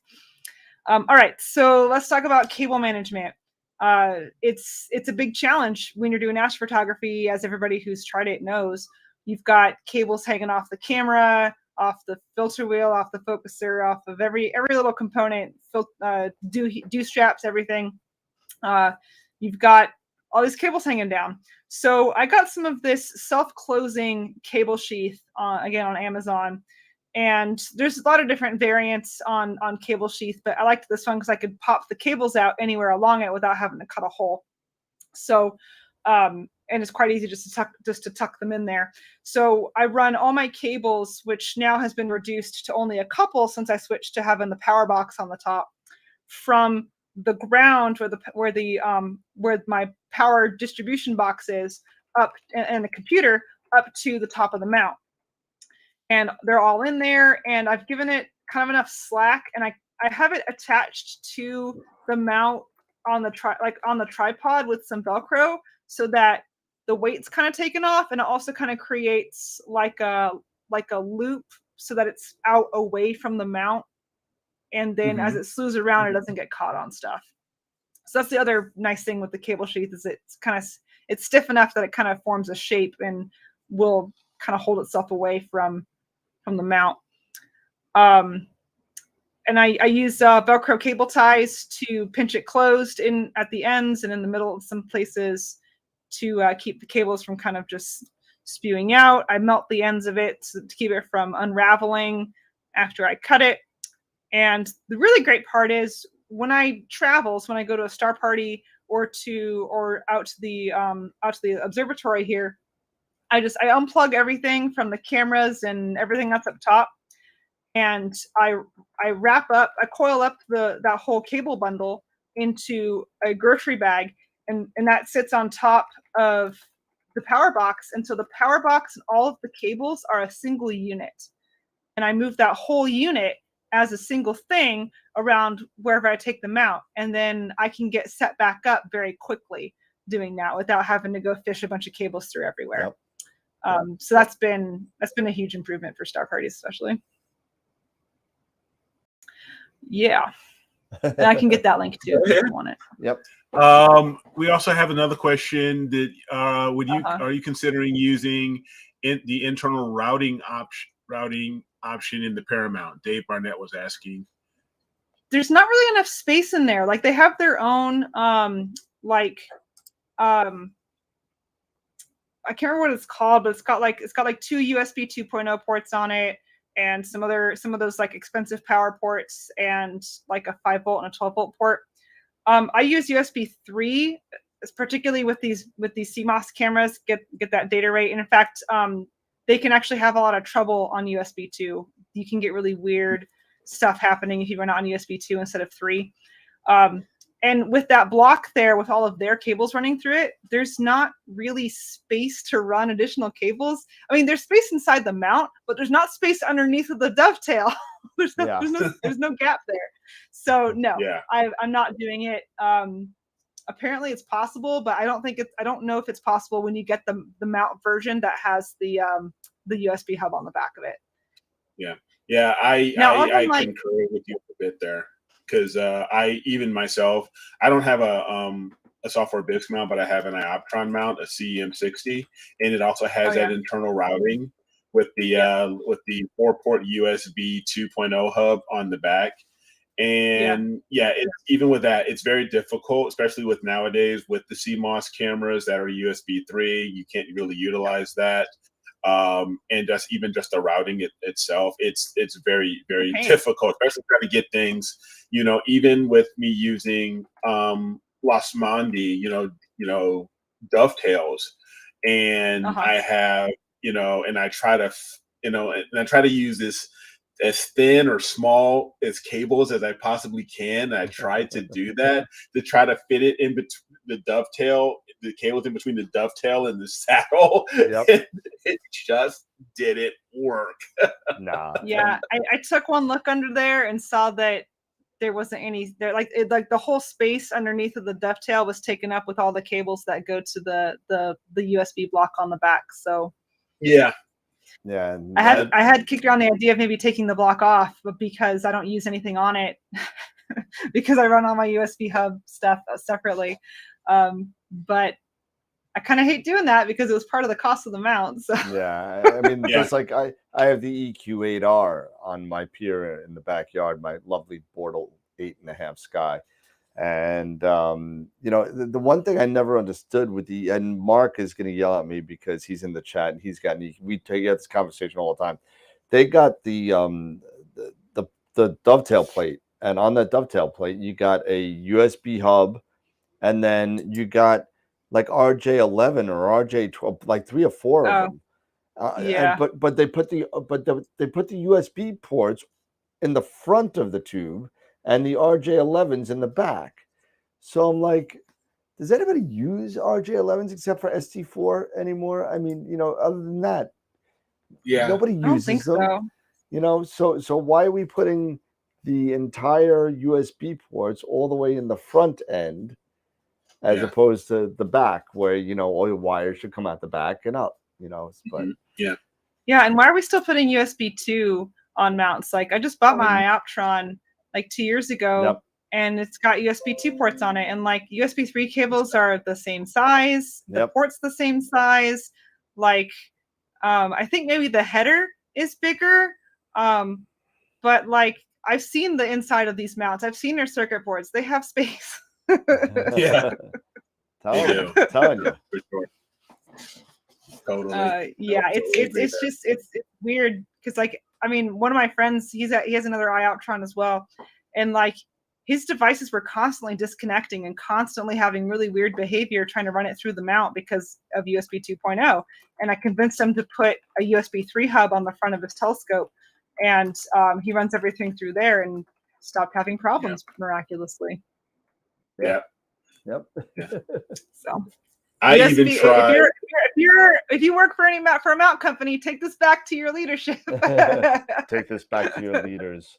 I even tried because my rig isn't very far out in my backyard. Like where I'm sitting right now, I'm basically facing my backyard is right there. And I ran all this, and I ran a active 3.0 USB 3.0 cable with USB hub, and it works fine until it comes to the guiding, because of such the distance. And even though it was powered, just that the distance, even though it was only like maybe 60 feet. The latency was an issue. It took us a while to get there too, didn't it, Eric? Yeah, it did. And then I ended up going with a Starcom Ethernet hub. So I just ran because I had Ethernet coming from the back because from my ASI Air, connecting that, and I just ran that using the Ethernet hub. Bam, started working just fine. But then some other stupid thing started going crazy with Nina that I just stopped for right now. And I went back to my ASI Air, and eventually I'll go back to Nina and start figuring out. And it was all it's still my auto guiding. It still gets goofy, with the V curves. Well, this is why I have a computer out there with the mount. Yeah. I've never even considered running a cable inside because there's just too much problems with running long cables. Yeah. And I'm going to put a router out there so that I can use Windows RDP a little more effectively. Right now I have USB antennas to connect to my Wi-Fi, and that's actually quite effective. But I need to prep for going to Okitex where I'm not going to have internet, and I need to be able to connect to my Nook. So that's going to be it's going to be plugged into the router, and then I'll be able to connect to the wireless area network that I create and log into it with my tablet. And so I'll be working what on I that did, this as weekend. long as you have like some sort of, if you got cell phone reception, I used this at Cherry Springs and it worked pretty well. I just went to Verizon and got that Verizon, like the separate hotspot that they have. Yeah. And that seemed to work well in Cherry Springs, but Cherry Springs, you also have cell reception. In Okitex, you may not. So yeah, I've thought about that, but I wanted to develop a solution I could use for all my star parties, and this solution is much cheaper than paying for MiFi. So I have tested running Windows RDP over a non-internet connected home network, and that did work on my main house router. My cat has come to say hello. So I'm gonna put in a different router that's dedicated. It's gonna be outside. That way I can run my Sky Quality Meter onto it with Ethernet and my computers onto it with Ethernet, and that should kind of clean things up a bit. Yeah, he knows. Like I said, he knows when I'm on phone calls. Get an eagle. get an eagle. Oh yeah, that would be the dream. But like, that is so much more than I want to pay for a computer that's going to run my telescope rigs when they really don't need hardly any power. Like, I bought that Nook for $400. I cannot justify spending more money than that. Yeah, and that's why I'm actually I'm looking at and I don't know if Dennis is on here, but he and I have been chatting quite a bit, and I'm actually looking at getting the Melee. Melee. What's that? Because it's a mini computer. It's a mini computer, and it's about $400 as well. And it's it's got 8 gig of RAM. And you can put in up to, I think you can put up to 512 gig or so of non-volatile RAM of memory in there, or storage rather. So and it's Wi-Fi, or you can use the Ethernet. Or it's all Wi-Fi. So I may end up looking at that. They sell 1 and 2 terabyte M.2 drives now. I put one into my desktop, and M.2 is the size that's in a lot of these mini computers. So you can put some sizable hard drives in there these days. For sure. I think I saw, especially if I do unguided, if I go to like Richard Wright's suggestion and do unguided, short exposures, I'm going to need that amount of storage. Well, that's true. That is very true. What was it? $1,700? I think it was. There was an M2 by somebody. I think it was Samsung, 8 terabyte. M2 drive. Yeah, it was like $1,700. That's incredible. Nuts. Well, don't worry. In another 5 years, it'll be $100. It'll be $100. Or it might be $2,700. We never know with these problems. A terabyte solid state drive, like 5, 6, 7 years ago, was several $100s, like $300-$400, and now you can pick them up for $100. And divergences. Digression. It's all good.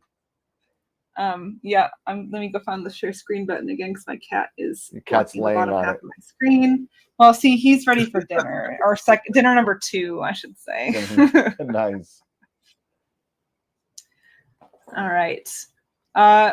Remote access. Let's talk about remote access. There we go. Yeah. So like I said, I'm switching over to Windows RDP, which is Windows Remote Desktop Solution. You can use it off internet to connect to computers on the same LAN or wireless area network. So that they're like, it's especially easy if they're logged into your like Windows account. I think you can enter some other credentials in there. The one, and there's actually a new version of RDP in the Microsoft Store. It's not just the old version anymore, and the new version is a little bit faster in terms of rendering the screen and stuff like that. The downside is that, gosh, dang it. Just smack My other stuff off cat, the desk. The other cat. Well, my other cat is bent on destruction, so he just goes and finds things to destroy. Nice. Anyway, the one downside of Windows RDP is the computer you're connecting to. So in my case, like the computer that's running the telescope needs to have Windows Pro on it to be able to use Windows RDP. Yep. But the computer you're connecting from, which can be a non-Microsoft computer. They have an RDP app for Mac and for Android, I think for Linux too, and probably also for iPhone. And none of those have to have Windows Pro, but the computer you're connecting to has to have Windows Pro. So there's a little bit of additional cost there. But my Nook just came with it for whatever its original purpose was intended for. So that's worked out nicely. Before I started using RDP, I was having some issues using it before. So I was using Chrome Remote Desktop, which lets me connect to it directly from anywhere. So like if I'm away from home and using like a different Wi-Fi on one of my computers, I can't connect over RDP to my computer. So that's when I use Chrome Remote Desktop. You can use RDP off of your home network, but you have to either open up a port, which invites some vulnerability, or you need to have a VPN. And I don't mean the type of VPN that just hides your IP address like Nord and some of those other ones, but you have to have like a VPN network in order to do it. Yep. Yeah, so I'm getting there eventually, but Chrome Remote Desktop has been quite effective, and it's a lot faster, and I've been using that quite extensively. Again, I can use it from my phone. Another app, if you're an anti-Google person, there's also No Machine, which it works on every OS, and although the phone interface I find a little bit weird, but you can also connect from your phone using No Machine, and it's also free. Nice. Yeah, so that is remote access. All right, let's talk about Nina.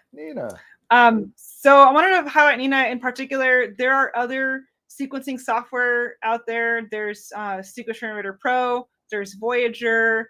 If you have a desire to spend a lot of money, you can use ACP and DC3 Dreams, which is what a lot of people use in their remote observatories because it has a scheduler.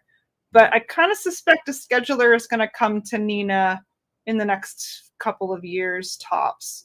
So y'all better watch out. You're about to be supplanted by the free app, and yep. So anyway, Yeah. Hi. Nope. Go ahead. Yeah. Okay.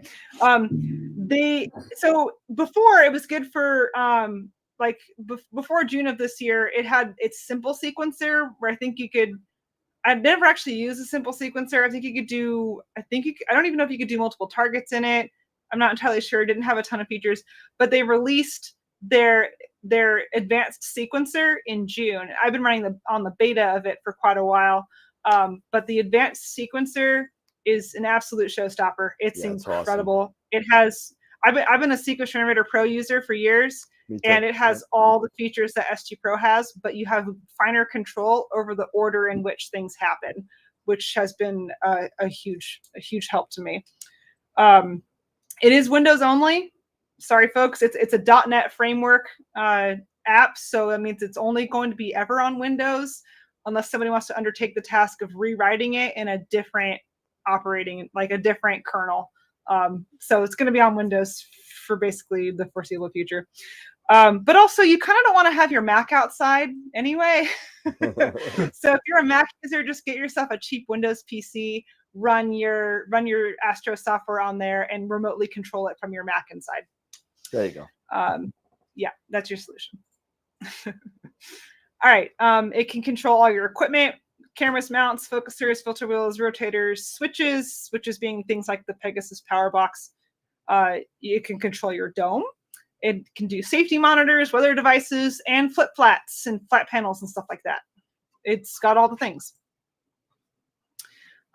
So I'm going to talk about the advanced sequencer, because sequencing is a big part of being able of why imaging from your backyard while you're asleep is such a big deal, is because you can run multiple targets over the course of the night as things come up and down.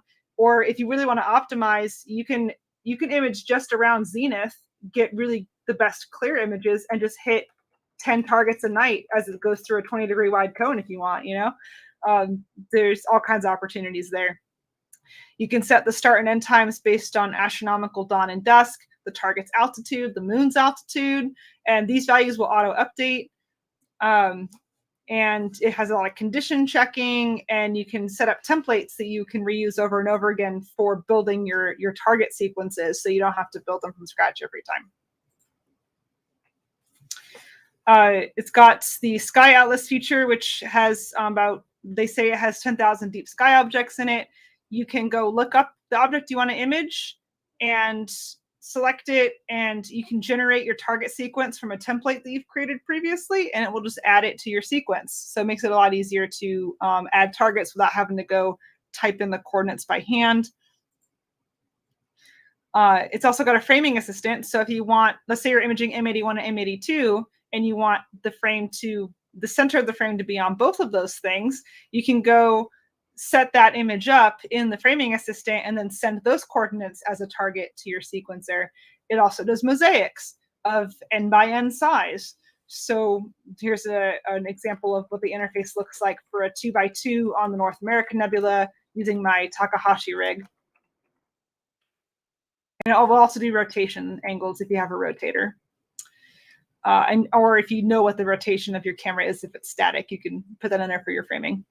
It has a flat wizard, so you tell it what filters you want to take your flats on, and it rolls through each of those and determines the correct exposure time to have your histogram approximately in the middle, and takes as many flats as you tell it to, saves those out, and you only have to set it up and let it run, and then when it's done, get your files. You don't have to go try to futz with the exposure times yourself. It will figure all that out. Nice. So I want to walk through what an example sequence looks like, because this can be kind of mystifying for people who are just getting into astrophotography, because it's a lot of kind of little software things to figure out. So in Nina, at the top, you have your global triggers and your sequence start items.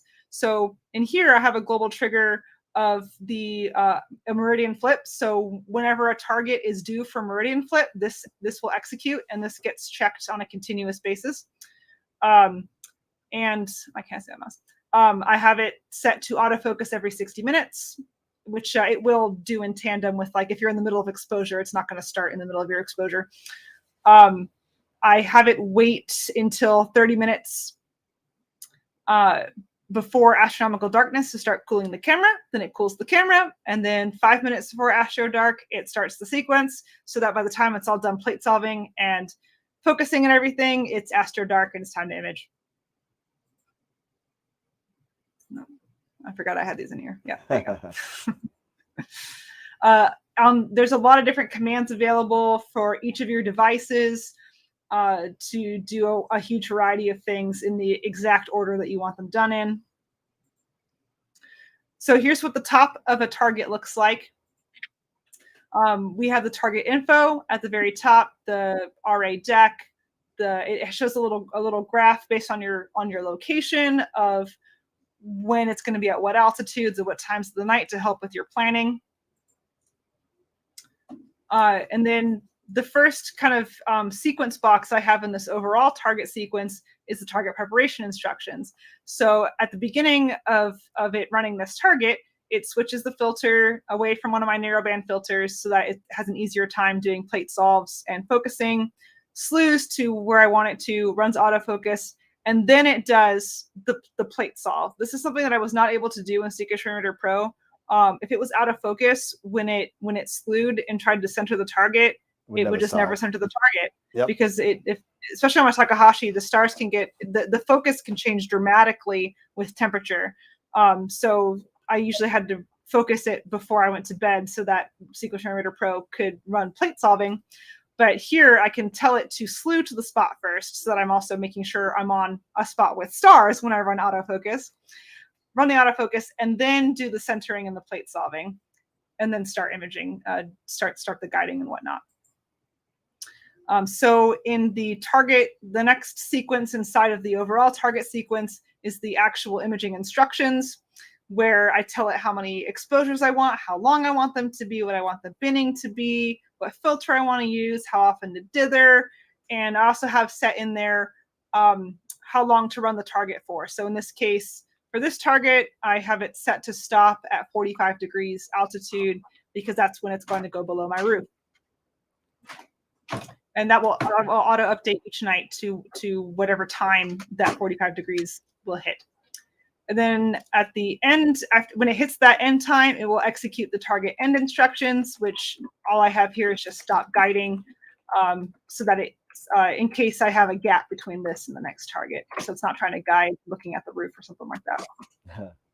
You could do multiple filters in each imaging sequence. So here is a shot from my Takahashi where I have LRGB filters, and I've got different exposure times set for them, different amounts of exposures, and you can set the dithering and all that stuff there. So you can run multiple filters, and I think you can have them rotate through if you really wanted to, like if you're doing a comet or something. Or you can just have it do all the L's, then all the R's, and all the G's, etc. You can, like I mentioned, you can set times to go based on events like astronomical dawn, astronomical dusk, which will update automatically each time you open the sequence. So you don't have to go figure that out on your own every time. And you run your sequence, and then in the morning you go copy all your files down over your network. I get up, I start the file transfer, I go take a shower, and all my files have transferred over the home internet from my Astro machine to my desktop, so that I can start looking through them and deleting all the bad ones while I'm eating breakfast. All right, I am coming up on the end here.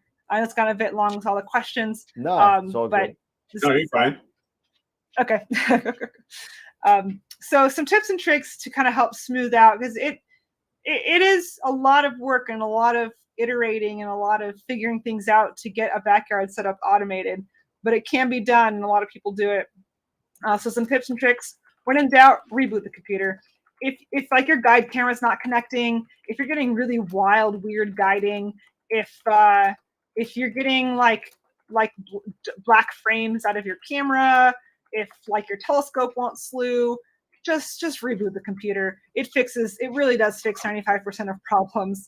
And sometimes it's just like a program handle got stuck open in another program, or a USB handle got grabbed by something else, or Windows is complicated. So just reboot, it will clear everything out. You can try again. If you're having a problem and you're not really sure what's causing it, like your stars look weird or something like that, isolate the problem by doing only one change at a time. So adjust one of your guiding parameters. Try one different camera, or one different cable, or one different plug, or something like that. Just do one thing at a time, so that you know where the actual problem is coming from, and that can kind of help you also figure out what the problem is. So when you've got weird behavior, sometimes it's a power issue. Sometimes you're not giving it enough voltage or current, because the voltage converter that you have only puts out 11.9 volts instead of 12.5 volts. 12-volt devices like having more than 12 volts. They generally like having somewhere between 12 and 13. So sometimes it's just not having enough voltage. Sometimes it's a bad USB cable. So I've got a whole bucket of USB cables of all different types. And if I got problems, the first thing I'll do is I'll go swap out the USB cable, because there's a lot of bad ones out there. USB is the devil.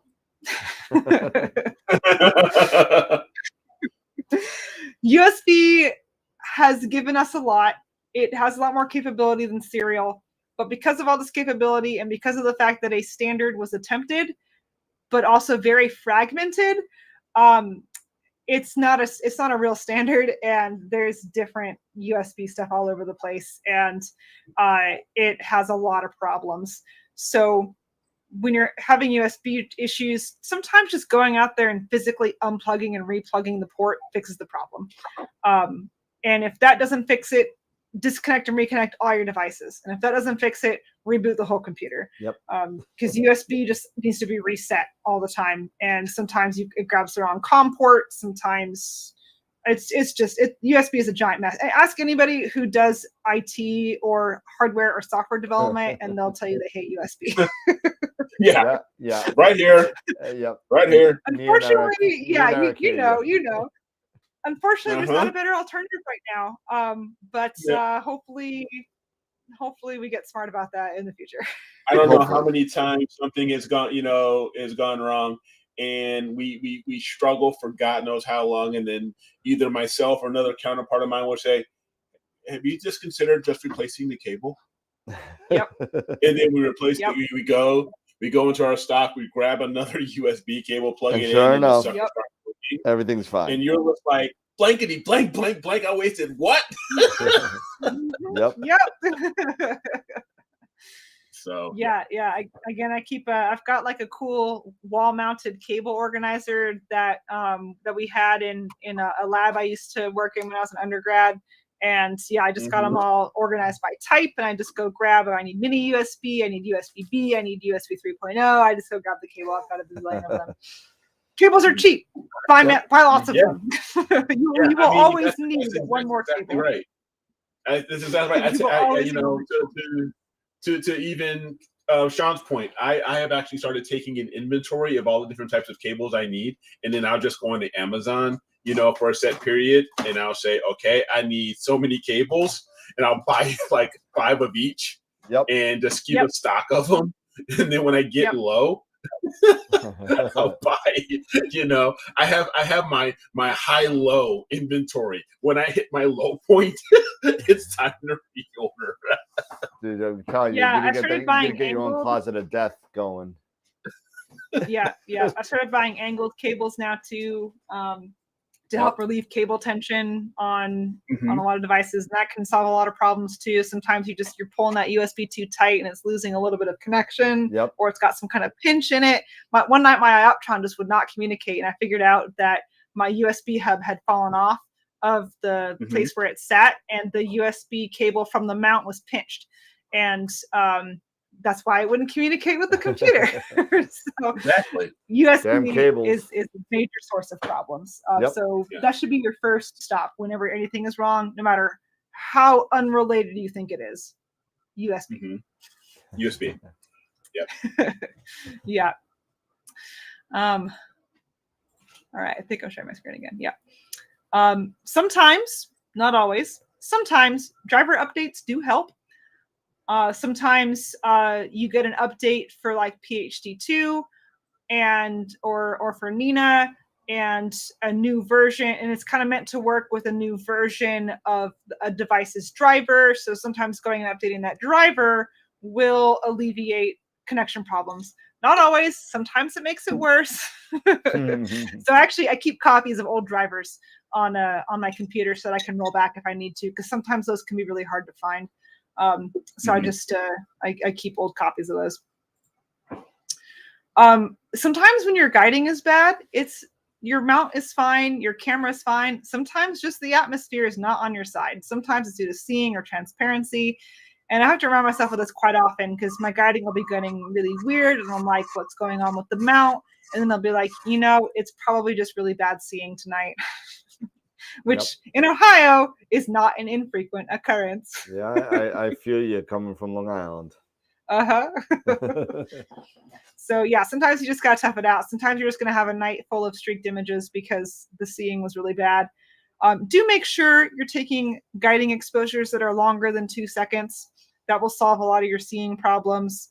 You don't want to be chasing the seeing taking exposures of 2 seconds or longer will generally average out most seeing turbulent cells.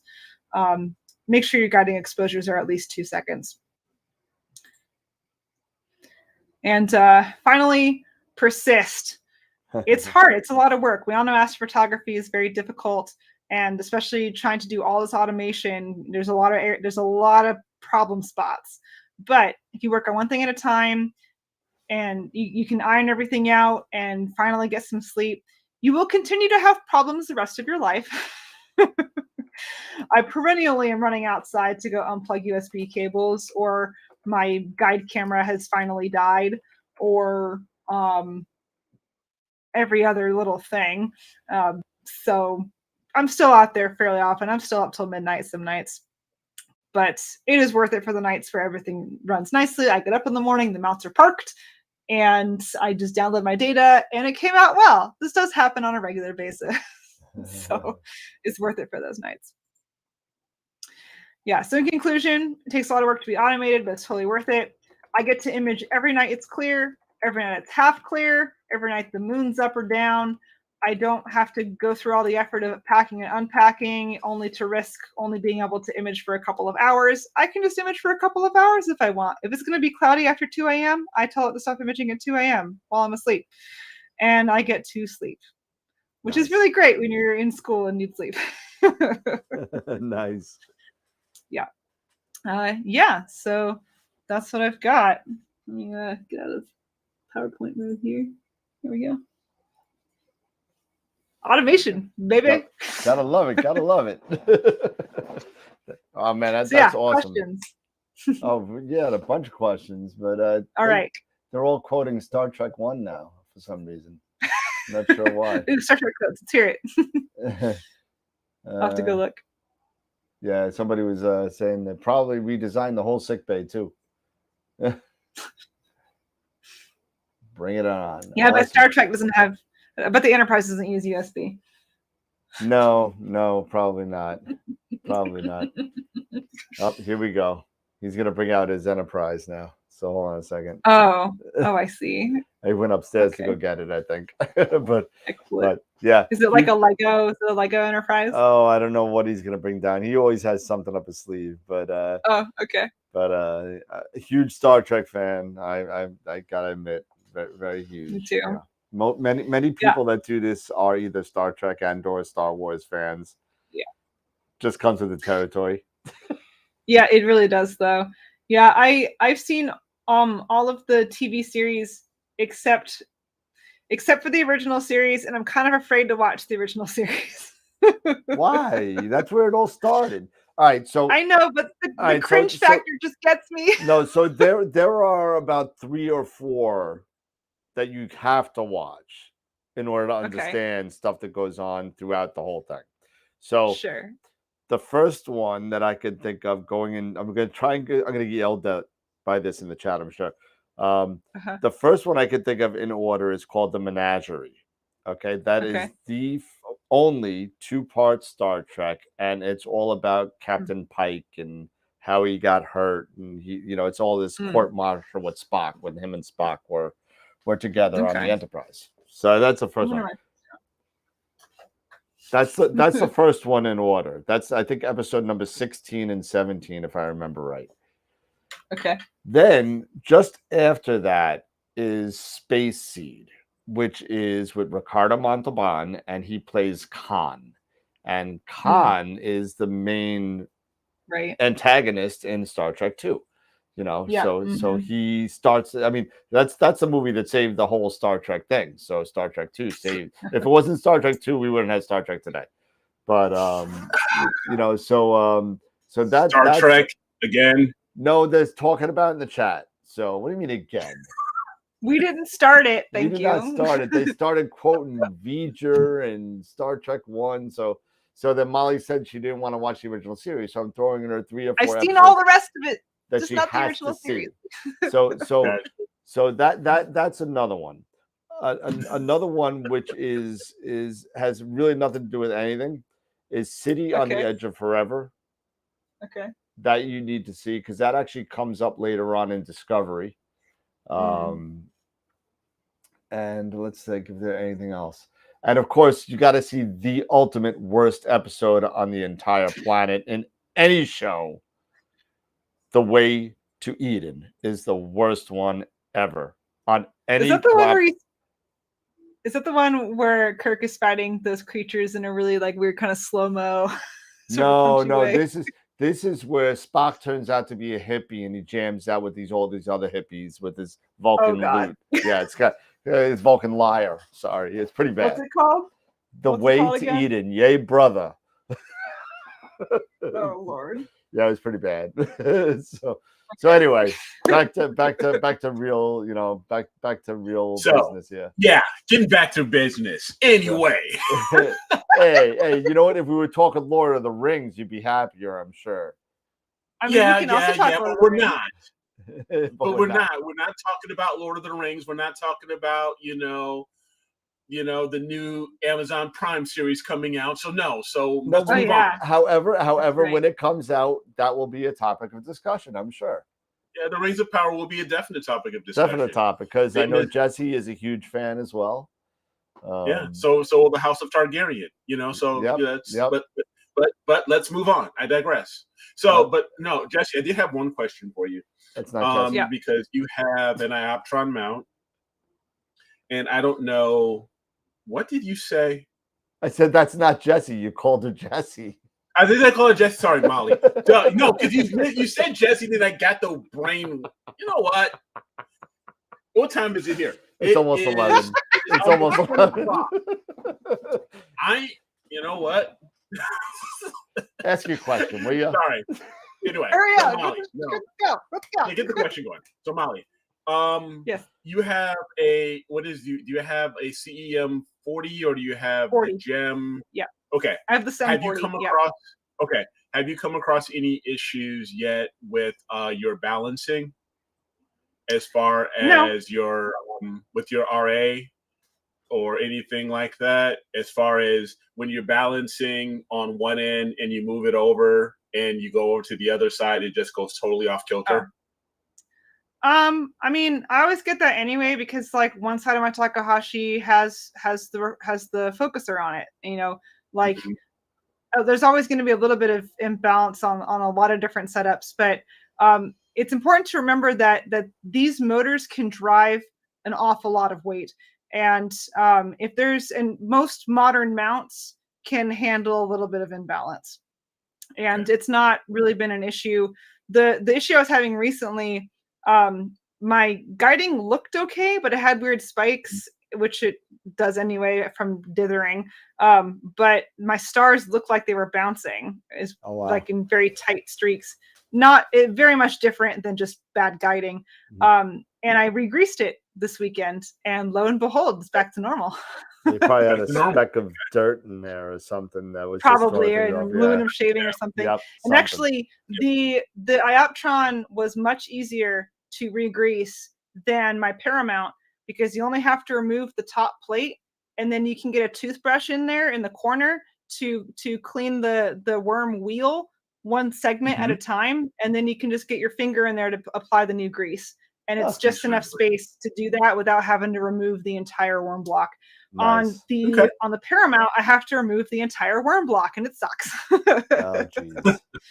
It took me, with being careful with keeping track of screws and stuff, probably 20 minutes to re-grease the Ioptron. It was a breeze. Nice. That's one thing I haven't done. I purchased it used. I've had it now for a couple of years. I still haven't done that. I just get a little nervous about some of those things because I'm not, I have these big hands and things start, I start dropping little tiny pieces of, little tiny screws and things just start going away. And it's like, where the heck is it?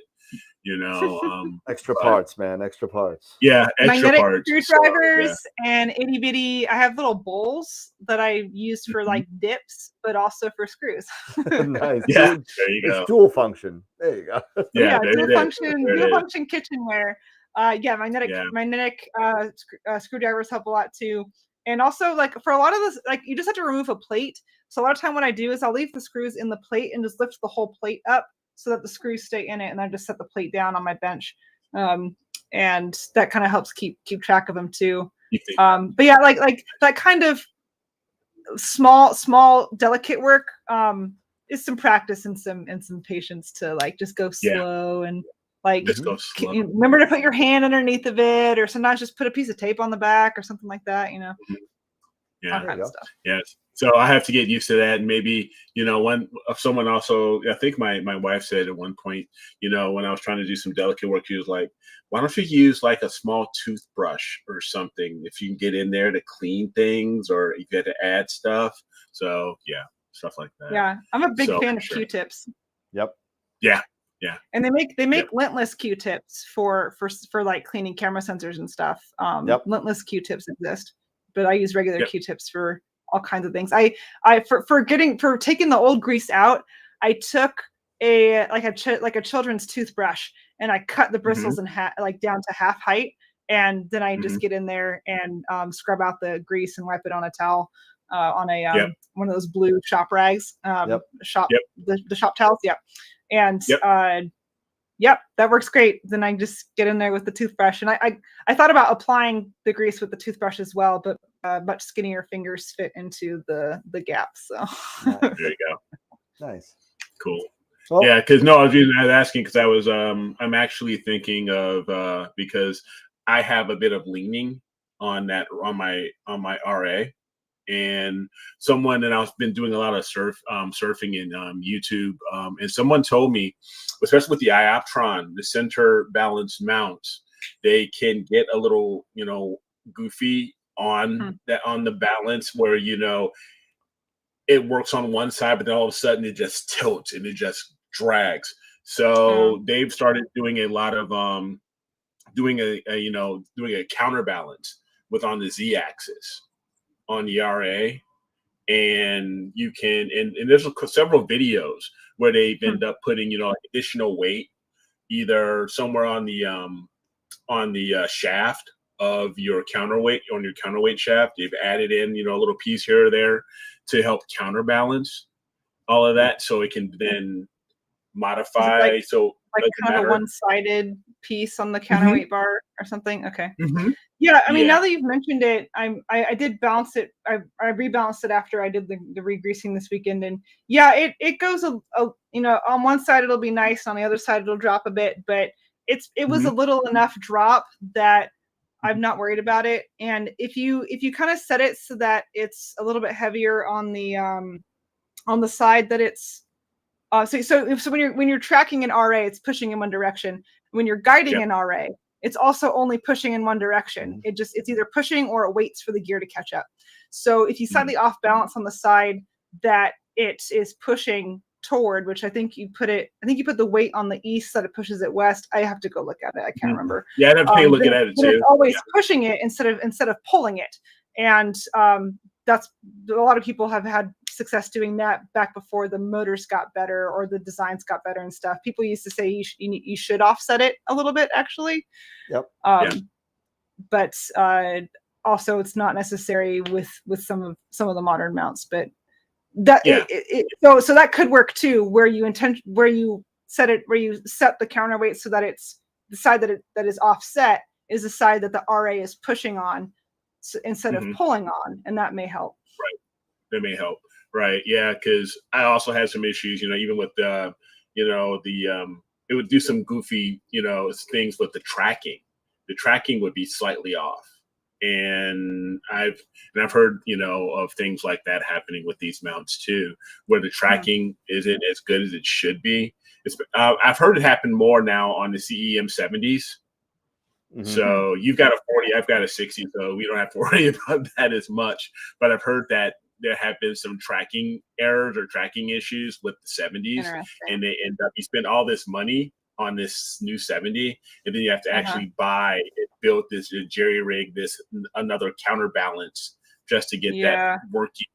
Yeah, that's why a lot of people across we spoke about this on a couple of prior shows, that people have been scouring the earth for the 60s because they perform better than the 70s did. And you know, even though it's a little bit less of a payload capacity, But the just performance of the mount is so much better. I mean, Eric, you found one for Simon in New Zealand. He was searching for a year for it. I hunted one down. I still haven't gotten my finder's fee for that. No, so. you won't. You won't. I'm expecting Kiwis, to come in. You should. Like should. It's probably so expensive to import stuff there. Like you should probably be paying him. Yep. I know, right? You ain't kidding. He's making negative money on it. Yeah, Mark Ellis said he can't even find. He's had his CEM78G on sale for a long time, and he can't even find somebody to buy it. Hey, Mark, you know what? We can put that in my closet of death. The closet of death with my original Aunt Leah 03 filter, which I can't sell. So can't sell and that. we'll chuck all my Celestron mounts in there too. Oh, I do. I have a nice black closet of death, and I'm going to get a sticker made for it. It's going to call Closet of Death. Amazing. That's what I ended up, because that's why I ended up tossing, speaking of Celestron mounts, because I had the CGX and it just went, and I hated it. I got it. It was great for a while, and then I have stories. Do I ever have stories? It's been a supreme adventure with my CGE and my CGE Pro and my AVXs too. Celestron makes some very odd design decisions, such as using Ethernet cables to conduct the motor signals.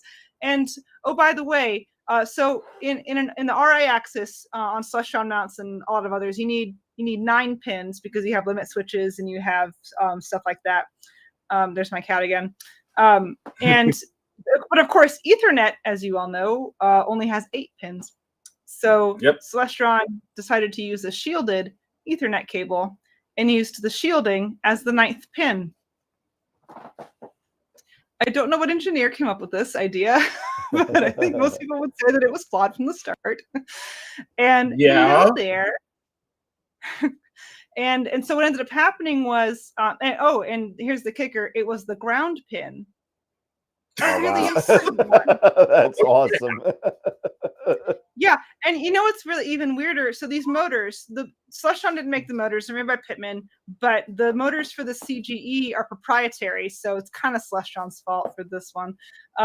But when they lose the ground signal, now if you know anything about DC electronics, at least as far as I've been able to learn, usually when you lose ground, you just you get weird behavior or things don't work because you need to have the ground in order to have the voltage, right? For DC. Yeah, no, that's not what happens with Celestron mounts. When you lose the ground, the motor starts spinning at high speed,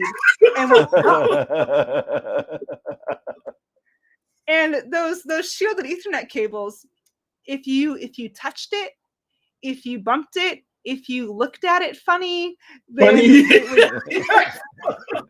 that ground connection would disappear and it would start spinning out of control, and I had to shut down the mount, and I had to realign it all over again. And I've on each of the mounts, I've eventually killed a motor in each mount for I don't know what reason. The motors have just died one by one.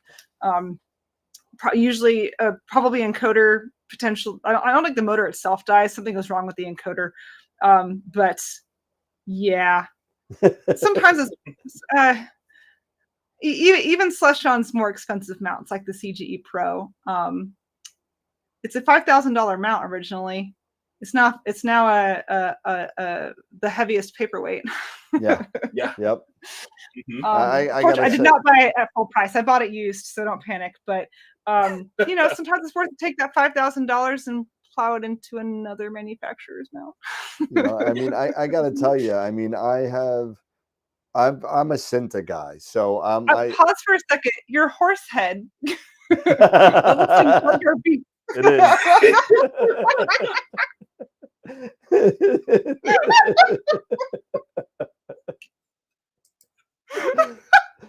So, of all the things you could think that's Orion. Why Lisa thinks that's a thing, Nebula. Somebody on the Discord said, I put up my horse head, and somebody on the Discord channel said it looked like Jar Jar. So I got a picture of Jar Jar. I grayscaled it as close as I could. And I threw it in there. It's almost as good as Eric Cole's Turkey Nebula. Almost. It's not Oh quite. yeah, It's not quite. yeah. Yeah, like year before last, he had a picture of the Orion Nebula that he mixed with like a picture of a turkey, and it was really cool. Actually, it was the Orion Nebula looked like a turkey, Yeah, and he it was this Happy Thanksgiving message. that's funny. That's funny. That was cute. Yeah, I've seen a couple of his turkey. Yeah, when he was on the They're pretty show good, back in May, I think he was showing us a Yeah. bunch of. They're pretty cool. But yeah, anyway, sorry, I had to interrupt you for. All JoJo good. Binks. all good. But we do have to do our giveaway tonight. We should do that before everyone goes to bed on the East Coast. Okay, let's do it. And today, but also real quick, Kitty hey, Vision. Kitty. Oh, he's sleeping. Yeah. Oh yeah, so my monitor is quite warm. It puts out a lot of heat, and he just leans up against it and takes a nap. He just loves the heat. There you go. Oh, he does. He's a warm boy. He's a boy who seeks the warms. All right. Well, here Am I on we go. this one? What's up? Am I on this one? I don't know. There's like 90 people on there. So Okay. let's see if I could do a quick scan. And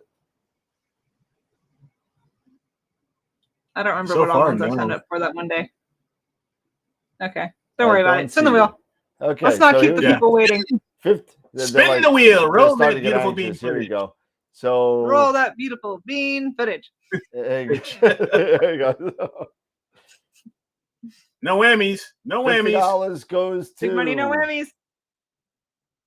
Oh. Jeff Swanson. Oh, yes. Congratulations to Jeff. I'll send you an email tonight regarding your winning. You could use that $50 gift ticket to anything at Camera Concepts, and I will send you a link to a little Google form that I need you to load up to send up to me, so we could make sure that you get the right information. So congratulations to Jeff Swanson. So we don't have to. It's great we don't have to do two. We usually have to do. We sometimes have to do two because we forgot to do one from the last show. So yeah. So wow. I tell you though, thank you for that video, for your presentation there, Molly, on on automation from the home. That was really cool because I do the lazy, the lazy automation, with my ASI Air, Oh yeah. I'm just I've been lazy. hesitant to try my ASI Air because I have so much fine control over the system I have now. But the one system I might use it with is the Skywatcher because there's not as many things on it to control. So I might give it a try. Yeah, I have two setups. I got my Eagle setup on the pier that I connect IRDP right on my home internet connection, and I just run into there. From my laptop, and I have my I have a little tiny iXOS 2 mount that's like 26-pound capacity that I throw my Red Cat. That's my ASI Air setup. So I got ASI Air, Red Cat. Yeah, it got this little dinky thing, and so adorable. And it's all red. It's all red. It's all Is the mount red too? No, the mount, but the mount is black, so that's okay. So it kind of kind of matches. It's okay because you got ZWO, you got ZWO ASI, you got ZWO cameras, you got the mini guide scope, you got the Red Cat, which is red and black. So now it's all color coordinated. It's all coordinated. It is. It's all color coordinated. So I used to run. So when I had my C8 on the Paramount, the C8 is orange. And the Paramount is red. It was just about the worst color combination. Yeah, that's. But the Edge HD is like a nice cream, so it works a little better. And I will say, Celestron's telescopes are much better than their mounts. I would tend to agree with you. Yes, I would agree with you on that. That's like one of those things that Celestron just should have stuck with telescopes and not went into the mount business. I'm thinking so. maybe I'll go I work for think them. they would have a lot more satisfied and customers. amounts. I think they would have a much higher customer satisfaction rating if they were just stuck with telescopes. Now Wade's It's making fun of me because the Exos 2, unfortunately, the one bad thing, and he had to mention it, the one bad thing about the Exos 2 is there's not a USB port in sight. It's all serial. Oh yeah. So yeah, their PMC8 controller box is all serial ports. So it's serial RA and DEC to the PMC8, and then serial out. And you have to have a an FTDI chipset. Yep. You can't use the older Prolifics. You can't do anything like that. I found that out after I threw The 3 of Prolifics don't work with that. Nope. I tried it. It didn't work. Yeah. I've had a lot of success using Prolifics with my Celestron mounts that are serial. With the Celestron their mounts mounts now are USB, but prior to like 2 or 3 years ago, they were still serial. Yep. It'll work. It'll work. But it's something to do with the controller. That it's a new controller. I mean, the Exos 2 is a fairly new mount, so it upgraded everything. It's got to be FTDI, and if it's not, I tried 3 different Prolifics and none of them worked. Interesting. Yeah, it's good to know. But yeah, you're right, Wade. It could be parallel, or even SCSI ports would be interesting. But so I'm familiar with parallel and serial. What is SCSI? Oh, it's small computer. It's an old school. It's old school computer really connections. Really old school computer where you have hard drive. Yeah, it's like old school RAID technology. RAID cards for redundancy. Okay. Small computer serial interface, I believe, is what it stood for. And that's how we used to. I think I've seen that word before. Yeah, it's how we used to in the old days. Used to have our build out our RAID controllers. They were always SCSI, and the interface. There you go. There it is. Yeah. Oh yeah. It's like GPIB. It's like GPIB. Yeah, exactly. Yeah. There you go. Yep. So. Yeah, I have seen this before. Yeah. That brings back memories for me. Gosh, I'm starting to age myself. Oh yeah, so I'll age everybody right now. Well, because I'm probably the oldest one here at the moment. But 5 1/4 inch floppy drives. Oh yeah. I don't know if you're the oldest here right now. I don't know if you're the oldest. Me? Yeah. Yeah, I think are you? Well, maybe are you including the chat? What are you? Chat don't count. I'm 70. I'm 71. What are you? No, you're I'm 71. No, you're not. 71 as well? No, that's 71 years. 71. 1971. No, we're not. So yeah. Where's my social security check? I was like, hey, what kind of facial creams are you using? I just got my AARP invitation a year ago. So yes, as did I. So yeah. Well, what month are you again? I'm December though, so you probably February by a lot. Okay, so you buy a lot. All right, not by that much. Scott's the only one that beats me, I think. Scott's older than me. Yeah. Old as dirt, baby. Old as dirt. Yep.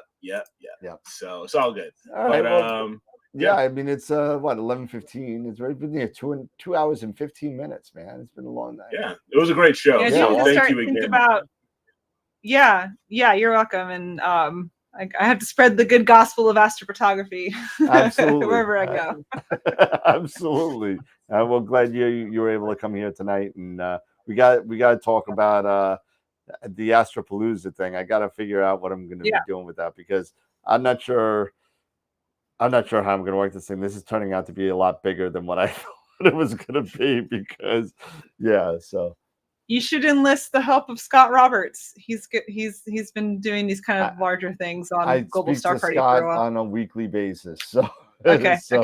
So if I need any help, I know for a fact he will help out. But But it's gonna be interesting. I think it's gonna be about 10 or 12 people plus vendors and stuff. So it'll Okay. be our own little fake NEAF thing.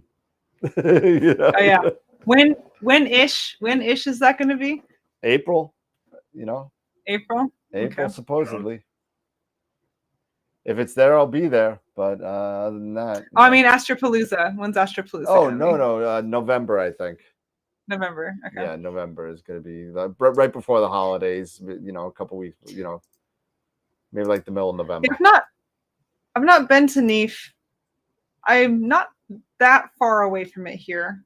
No, you're not I'll have to that think far. about You're not horribly far. I mean, it's a drive, but you know, at least you don't have to come south into Long Island. But if you do end up going, and you want to go check out the city, let me know. I'm literally an hour and a half from NEAF. And Okay. Yeah, I might do that because going to the advanced image, I couldn't make it to the advanced imaging conference this year. yeah, me neither. With my school schedule and it being only 2 days and it being an 8-hour flight to do those 2 days. Yep. NEAF might help me make up for not going to AIC this year. I just hope they have it this year because they haven't had the 3 years in a row they haven't had. The last one they had was 19. So yeah, I mean, I think at this point we're probably like in a stable enough COVID position where a lot of the stuff's just going to come back on this year. I think so. I think hopefully. so. Yeah. Well, I hope so because in October I'm going to be all over the freaking 2 countries. I'm going. Mm-hmm. I'm going April 10th to 12th. I'm going to work. I'm visiting Eric. Then the 13th, I just got tickets to the Islander game opening day here. And then the 19th, I go see Iron Maiden here. And then after that, I take a drive the next day. Absolutely. Run to no, just oh God. And then after that, the day after that, I drive up to Canada and I go visit Sean Nielsen and Ron Breacher up in Canada. And while I'm there, I'm going to see a Rush show up there, come back. What's that? Oh, I love Rush. Sorry. Well, Rush is doing the Neil tribute night. They were supposed to do a memorial for Neil Peart in 2020, and obviously it got canceled. So they're doing it now in October. Then after that, after we visit Sean and Ron, we go down, hit Toronto, hit the Hockey Hall of Fame. Got to do that, and then the Niagara Falls from the Canada side, and then go to Buffalo, visit Pete Proul from Masters of Pix Insight over there, and then go home. You're racking up some mileage, man. Man, you ain't kidding. It's going to be a long October, maybe the month of no AstroWorld shows because it's going to be a mess. Yeah. Yeah, maybe just go on our hiatus. It's gonna be like AstroWorld on location. It's gonna be me, my rants on YouTube about what the hell happened in Cherry Springs. Yeah. Yeah, it was pretty bad. Oh. Yeah, it was. What happened in Cherry Springs? Watch the videos. There's a couple 3-minute videos. Just watch them. I'm not even gonna say that. Was that this year? That was just last month. Yeah. So okay. Yeah, just go on AstroWorld and look at CSSP 1, 2, and 3, and you'll find them. All right. It's too long of a story. Yeah, I got to be moving toward bedtime anyway. Also, I didn't get a chance to start my Normally, I would have started my sequences before the show started, so my telescopes would start autonomously. But then I learned that we have a high chance of northern lights of aurora tonight over the northern U.S. So I was busy setting up a wide field camera out there to capture it, hopefully maybe. And then I didn't have time to start my sequence. So I got to start my sequence and then go to bed. They're just going off on the Cherry Springs rants. I'm sorry in the chat. Oh, no. They're going off. They're like 3 weeks ago. LOL. It was great. LOL. The CS rants. Dan, do you get an AARP discount to the Cherry Springs Woodsman event? Oh dear. The lumberjacks and astronomers should get along better. Oh dear. Yeah. I kind of let Oh, loose. no. My emotions definitely got away with me. So Oh, I see. I see. but anyway, Molly, thank you so much for coming out Thank and you. hanging out with us. Yeah, You absolutely. know, you're more than welcome to come back when you're ready. You know, when your schedule kind of chills out a little bit. Which will be never, but sure. If you can fit us in again, then we'd be happy to have you back. You know, you're more Yeah, than I'd welcome love to come back. to come hang out with us and talk about whatever you wanna talk about. Yep, I'll find another thing to make a presentation about. Oh, there goes I'm my sure you will. Awesome. That's okay. Thank you. But again, thank you so much, and everybody. Have a good night. And Molly, stick around. You know, the VMix will still be on while Melon shuts off. But if you want to stick around for a couple minutes, but everybody, have a good night. Don't forget. So far, I think I got 2 more guests that I'm thinking about getting in between tonight and Nico. But we got Nico Carver booked for the 16th of September right now. And then right now, October is going to be a mess. So don't know what's going to be going on then. So we may just not start off till November. So, but we'll see. We'll see. So everybody have a good night. Thank you everybody for chilling out with us and Molly. And remember always keep imaging, keep educating, and clear skies. And we'll see you Friday night. Have a good night, everybody. See you, everybody. Have a good night. Night. Bye-bye.